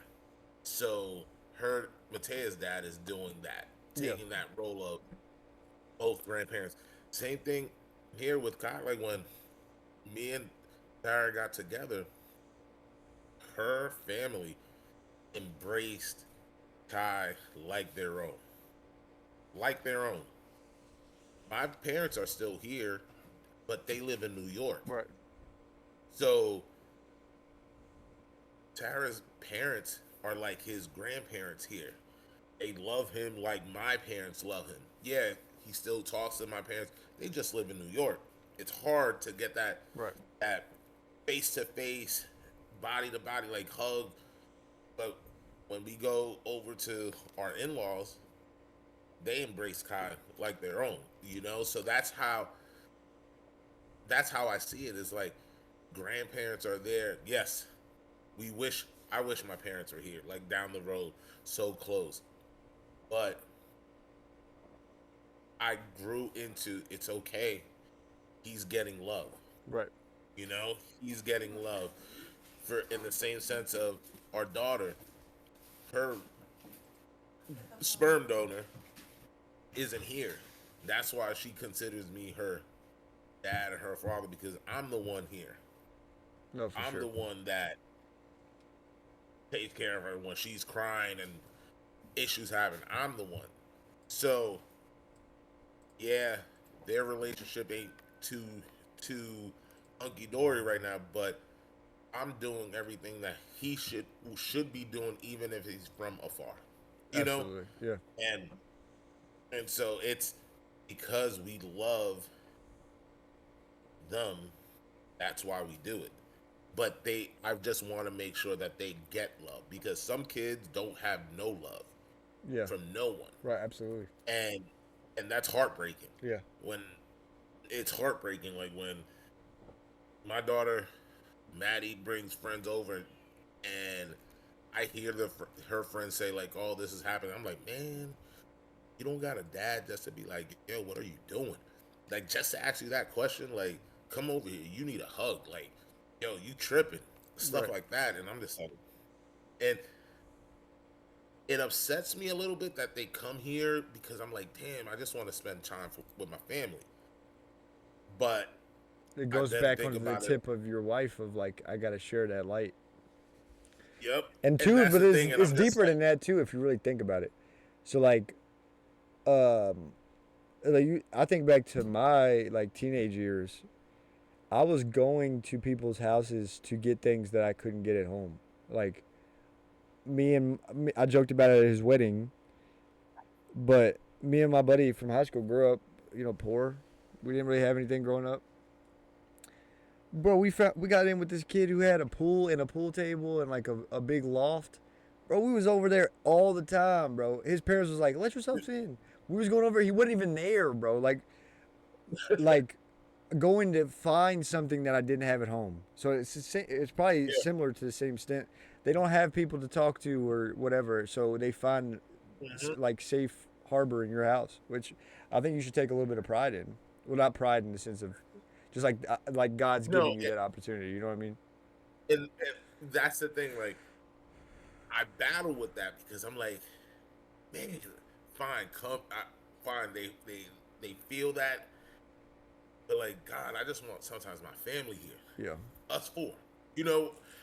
But again, you're servants of God, absolutely. so it's always like, well, I'm serving for you. Like I'm opening my doors Right. for them, and it's just a human nature comes into play, and it's like, man, I just want my family. Yeah. Just No, I get for it. like, I don't want to serve no more. Yeah. Let me just chill, and it's tough, man. Yeah. What's McCullough like? I just I realized like while we were talking, like I'm having a real confliction of battling with human nature and battling with spirituality more now than I think ever. Because I kind of like when I was younger, it was like, all right, this is what you're gonna do. Right. Now But it's just like human but nature. that's the thing, right? So like now it has to be by choice. When you were a kid, you didn't have a choice. This is what you were doing, right? Hmm. Which almost is better, like as an adult, for you to choose like I'm gonna do this. I'm gonna like, and not only in the sense of like for like your Father in heaven, like like spiritually, to choose like I'm going to go to church. I'm going to read more scripture. I'm going to do X Y Z to be more Christ-like. That is like a big accomplishment that you get to choose now. Like you have that ability. In the same concept of like I can go out and choose to, you know, eat like crap, whatever. Mm-hmm. But also on the tip of like being a father and leading by example, you doing those things, especially now, like you have teenagers, so they're very malleable right now. But like you set Yeah. the standard of like I'm doing this, not because I have to, but because I want to. And like it goes like I'm on a diet right now. Do I need to be on a diet? Do I need to lose weight? No. But I wanted to feel better because I feel like my sleep was trash. So I went animal again, and dude, I feel great. I'm just completed a month. Started July 1st. But also, it's more. It's a test, but I'm testing myself. Am I a man of integrity? Like ultimately, Yep. the concept of I have a daughter. Am I somebody? Like if my daughter in the future was to bring home me right now, would I be happy with that? I'd be a lot happier now. Like if she brought me like now into, yeah, I'd be okay. We can work with this. You're like, oh, come right in. Now we talking junior year TJ? Absolutely not. Get him out of my house. Get him out of my house. Out, Yeah. get out. But like my father-in-law asked me like, why are you on a diet anyways? Because I'm literally like, this diet is perfectly fine for my lifestyle regularly. Go to the grocery, get food, bring home, cook. Right. If I'm out running around, I can find places to go eat. Yeah. What gets difficult is when I travel. That's hard. Because you're stuck with eating fast food. Well, That's yes, all there is. Yes, but also in the sense of like, if I go to a restaurant, like we go to a restaurant that's on the company card, I'm not gonna get full off of a chicken breast. Like that's not sufficient. So like I find time to get food at grocery store, like fruit, whatever, dried fruit, something I can eat. But like sufficient enough, 100% beef, I can get a quarter pounder from McDonald's. I don't know why, but a quarter pounder without a bun hits so much harder than a regular quarter pounder. I don't know why. But it's hard to do. But at the same time, I'm getting something out of it in the sense of I could, like this Chase Owens thing is like, I kept saying, so I did 2 weddings back to back. Monday and Tuesday of last week, and then Saturday of last week. Yeah. So I'm on the road 2 days for the first wedding, but I get 5 pounds of bananas. I ate every pound of banana that I had. Then I turn around and go to Latasha's wedding, couldn't eat anything. And I told Chase, like, he's like, did you eat? And I was like, I can't. Like, there's nothing I can eat. And he's like, well, you could. Yeah, I could, but I don't want to. Yeah. I could. I mean, at any point, I could eat whatever I want, right? But also, too, I did it by myself before. Yeah. Now I'm doing it with somebody else. So, like, me and Nick, I don't know if you remember Nick Golick, but me and Nick's doing it right now. Oh, yeah. So, like, he's not here, but he's in Ohio. So when I'm like, dude, I could throw down on some Popeye's chicken right now. I could, but I'm not going to. But, yeah. And in the same concept, like I think there's a lot of correlation to like mood and food, especially like with all the like ingredients. I don't know if you know this. Bro. I'm gonna keep talking about this, but when the FDA, when the FDA was founded, there was like 1,500 things that they could have in food. Today in America, there's 10,000 things you can have in food. And that's crazy. I think in the UK it was the same number when it started, and now it's 5,000 in the UK, but still dramatically less than what is allowed in the United States. And also, I think there's multiple things that are killing us that we're eating. One being seed oils, because they're manufactured off something else. Canola oil was supposed to be used for lubricant for machinery during World War II. It's a fact. They literally planted a whole bunch of canola seed. Like, hey, we need oil to lube this machinery, and then the war was over, and they're like, well, what are we gonna do with all this oil? So some guy Oh shit. made it consumable, made it able to. Doesn't make sense.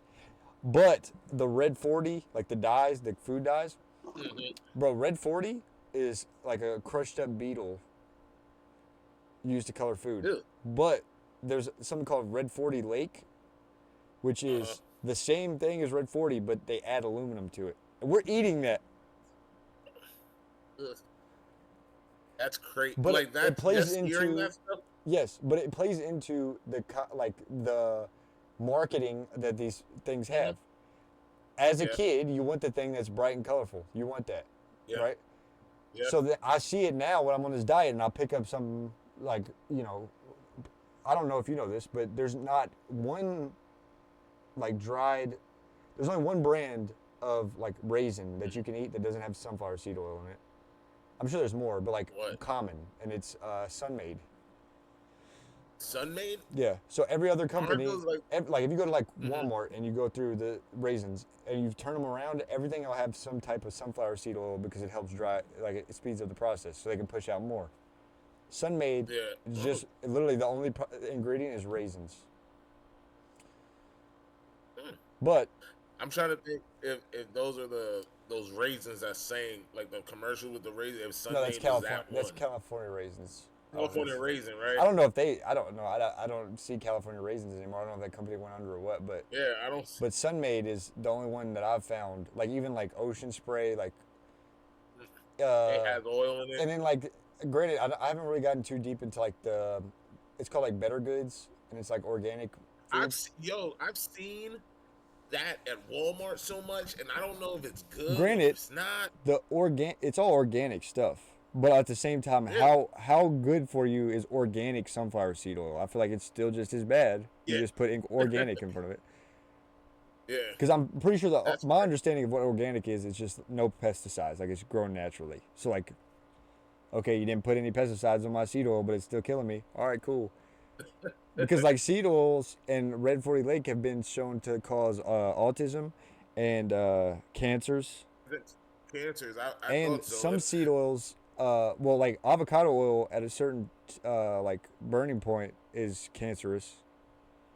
Really? Yeah, and then seed oils, I want to say, granted, I'm not a scientist, but I want to say that I've seen stuff about them being able to like mutate genes.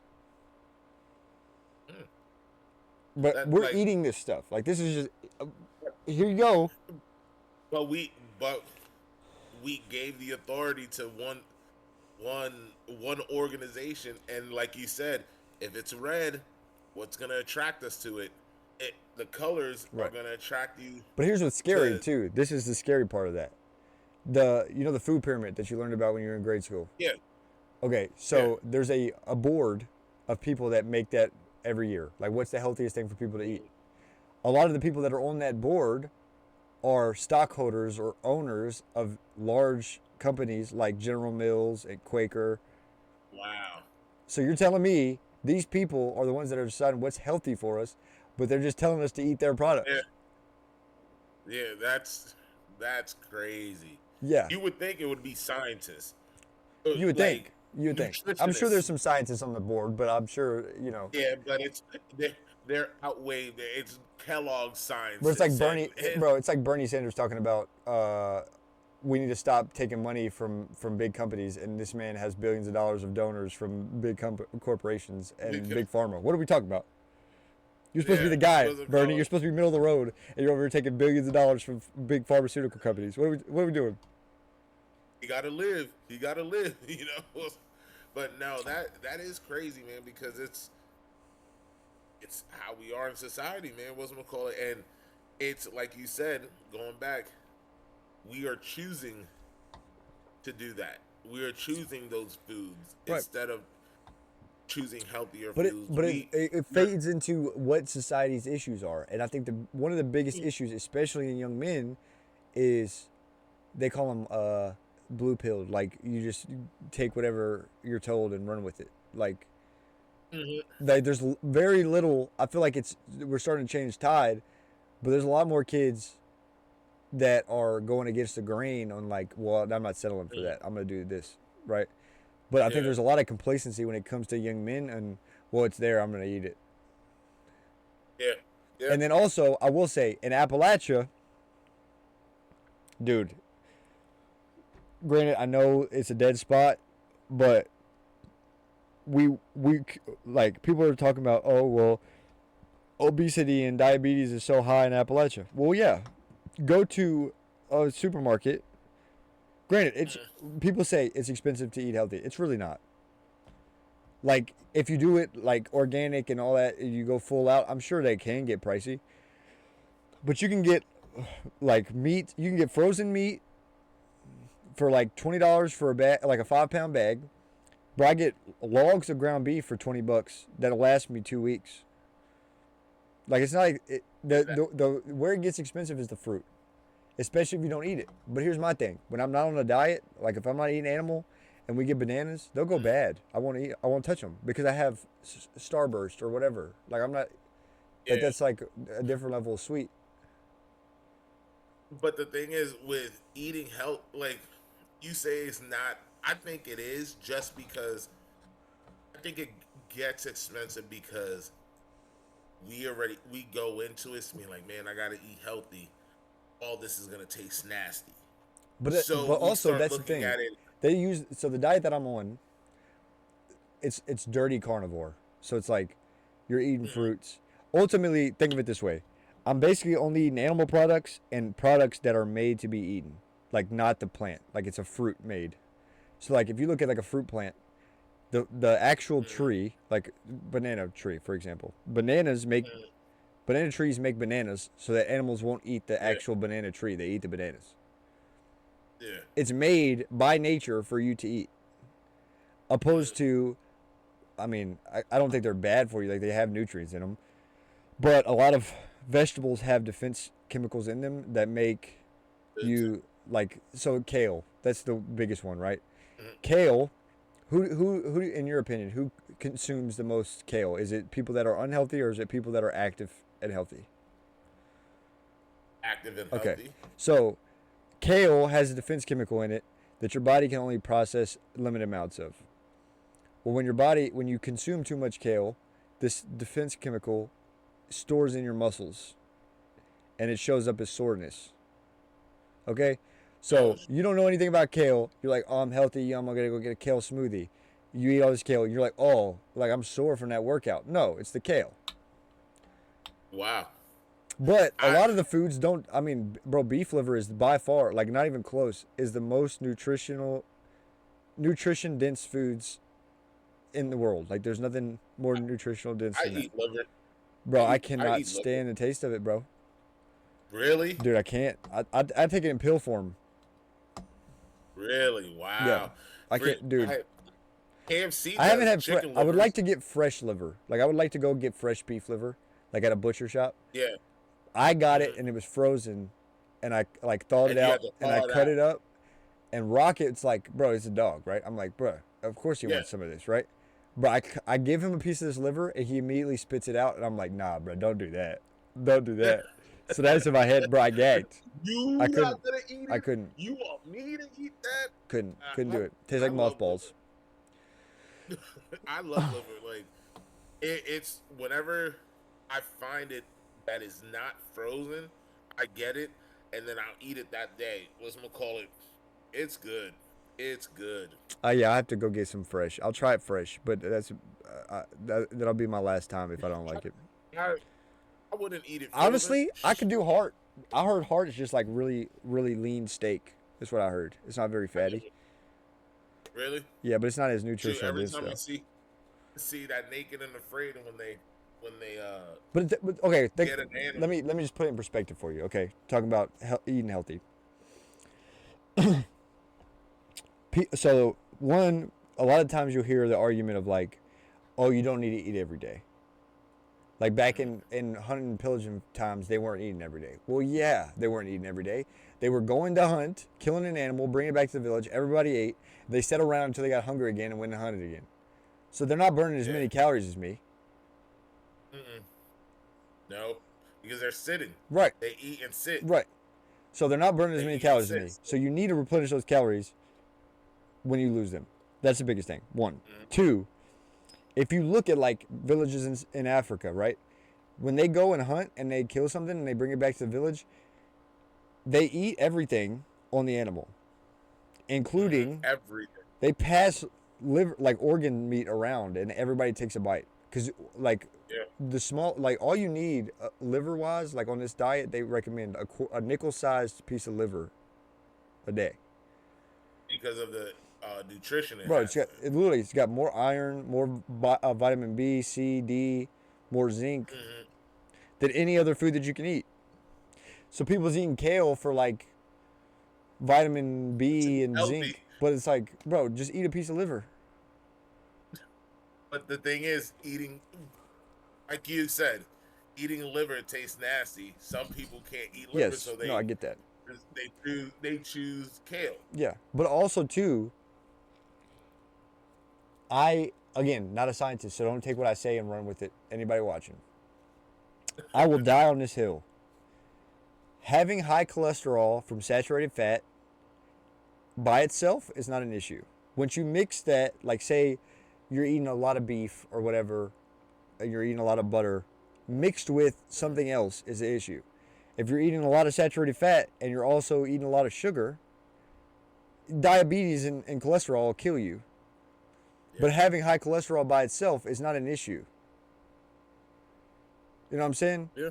So, for me, I got a buddy who's got high cholesterol. He doesn't have any other health issues. I was like, bro, honestly, this is your life, so you do what you want. But for me, if I went to the doctor right now, I've been eating nothing but, basically just red meat. Like I'll do chicken and stuff occasionally, but I basically only had beef for the entire month. They would be like, you got high cholesterol. You need to do X, Y, Z. We need to put you on this medication. No. Yeah, you just look at me, bro. I'm literally nothing but skin and penis right now, bro. You're telling me that I'm unhealthy? I can't lose any more weight. I've bottomed out at 150, bro. This is the lightest I've ever been in my adult life. You're telling me I'm unhealthy because I have high cholesterol. Wow. And I'm You're sure I'm vitamin. Yeah, right now I'm 150. But can't you tell, bro? Don't I look lean? Yeah, you do look lean, yeah.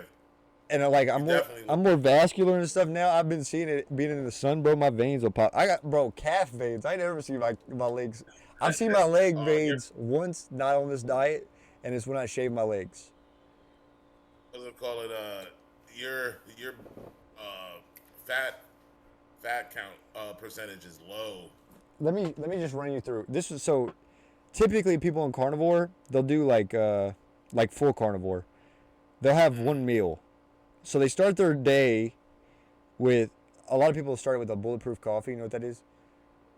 Mm-hmm. So you do like black coffee, but you put it like butter in it. Ooh. Bro, honestly, think about it though. It probably is gas. Like it's like creamy, bro. Like I'm not talking like country crock, bro. That's seed oils. I'm talking about butter, bro. I'm talking about real butter. He said country crock, not margarine. Bro, let me tell you something. The first time I did this diet, me and Mateo was talking about cleaning up the way we ate. She's like, okay, cool. I'm like, we're not doing any seed oils. She's like, all right. She gets on this diet. Basically, the first time it was like kind of full tilt. Like I did my own thing. She did her own thing. I was making her macaroni and cheese and mashed potatoes the first time. And I was like, I'm not doing this again. This is chopped. Literally 2 days into my diet, she brings home butter. But I read the label, plant-based. I'm like, what is this? She was like, it's butter. And I'm like, no, it's not. I pull a stick of butter out. I was like, this is butter. You know what the ingredients are? Salt, butter, milk. That's butter. I was like, I don't know what this is. I said, do not bring this into my house again.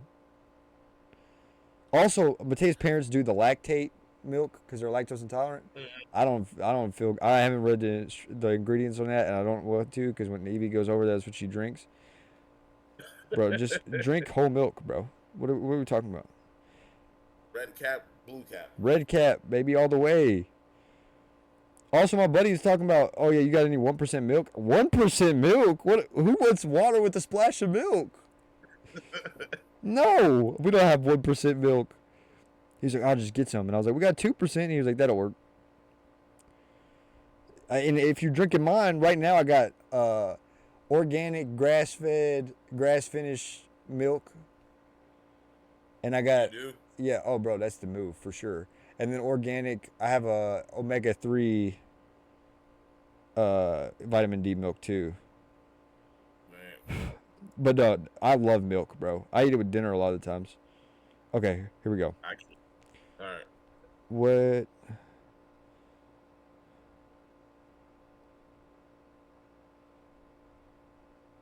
Bro, where's that big meal?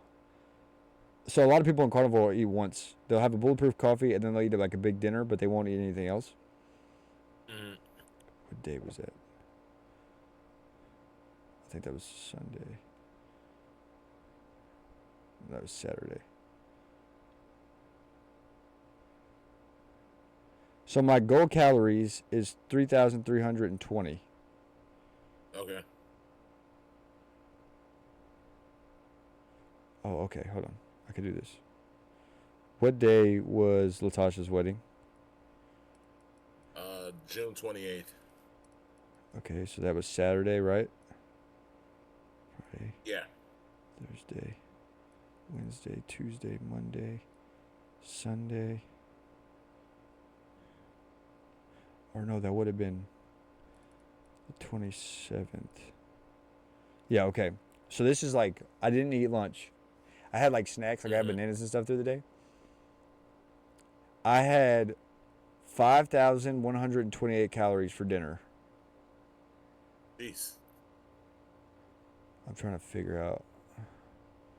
Okay, I had 398 grams of protein, 165 grams of natural sugar, so whether it's from fruit or from honey, and I had 255 grams of fat. I mean, that's not. I mean, Granted, protein intake. I had a lot of bananas, and banana, I don't know That's if you know this, fascinating. bananas have the most carbs than any fruit. Oh yeah. So. It's, That's where you but have all also your in sugar. perspective, there's 21 grams of carbs in a banana, but there's 45 in a cup of rice. Ooh, But that's a lot. it was like red flag, brother. Your calories are off. Yeah.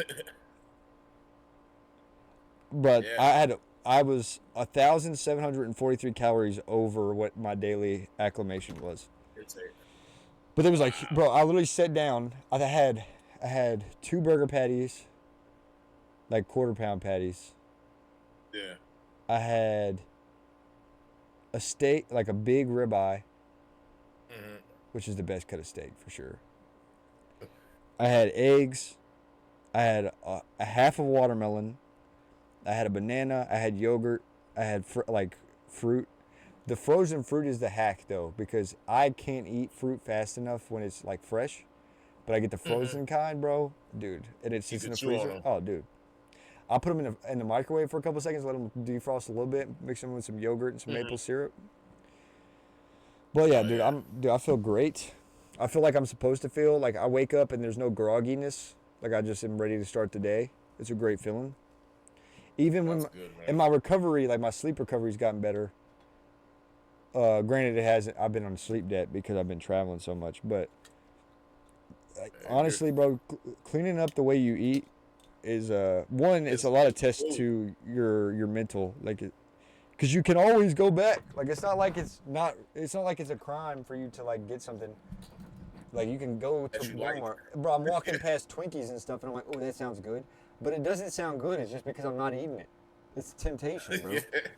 It's like, oh, I could put a dent in a box of Twinkies. I don't even like Twinkies that much. I used to. But you could put it. Yeah. Yeah. Honestly, my biggest thing was ice cream, bro. Ninja Creamy. Got it. Carnivore ice cream, bro. 3 ingredients. Man. Salt, eggs, heavy cream. And it bangs down. Put some vanilla extract in it, bro. Stop. I got to work on the recipe, though, because it's a little off and it gets real runny real fast. So I got to make it a little bit Real thicker. runny. But they're a move for feel sure. you. But I know you But need to go. Yeah, I got to take my son to his thing and everything. Perfect. Well, I definitely want to do a part 2 of this, man. Yeah, no, for sure. I We think definitely, could bro, I didn't even we could ask dive half the in. questions I had, so. I know. I think we could dive into some other topics, Yeah, man. no, for sure. But I liked it, man. Oh, for sure. Typically, Typically we end on prayer. You cool? You cool with saying yeah, prayer? yeah, All right. yeah. Of course, man. What's we call it? All right. Dear Lord, I want to thank you for this opportunity. This time we got to spend together talking about conversations that might strike a chord in somebody's life, Lord. I pray that you look over Adam and his family and bless them with health and prosperity, Lord, in your name and your will, not ours. Lord, I pray that anybody that this episode may have touched, that you guide them, open doors for them that they never knew were possible. Lord, we're so grateful for the opportunities you give us every day. We apologize for those blessings that you give us that sometimes we take advantage of. But I pray that you look into our souls and guide us, not only for our well-being, but those around us, and ultimately lead us to the image that you have aligned for us, Lord. I want to thank you for this opportunity. Thank you for this platform. And we give all glory to you. In Jesus' name we pray. Amen. Amen. All right, Adam. I appreciate you, brother. No problem, man. Love you, man. What's we call it? You're a good soul, my man. You're a good soul. I appreciate it, brother. Like, what's we call it? You're doing the Lord's work, man. I appreciate it. Just know that. You're It's doing the Lord's work. it's all him, bro. It's- I stopped taking Yeah. I stopped taking account for things in March. That's when I gave it to him. But I appreciate well, you. well, We'll definitely run back a part 2 for sure. Because like I said, I Yeah, didn't for even sure, get through man. half the What's questions, bro. Yeah, what's we call it? That's why I was just like, we can still dive in Oh, some dude, more. we could do another 2 hours easy. But us being fathers and providers, family comes first. For You sure. know. Absolutely. If you ever need All right, anything, man. you need a vent or something, definitely hit me. I'm always here. For sure, man. Appreciate you. Love you, bro. Love you, man. Thank you for the opportunity. Absolutely. Later. All right, chat. It's another one. Man. If y'all aren't listening, turn y'all's mics up. I'm doing this thing over here, man. I appreciate y'all for being here. Be better, be easy, all right? I love y'all, but not as much as Jesus loves y'all. Say a prayer tonight. He's waiting for the call. He's sitting there waiting for you. Say his name. I love y'all. See y'all next time.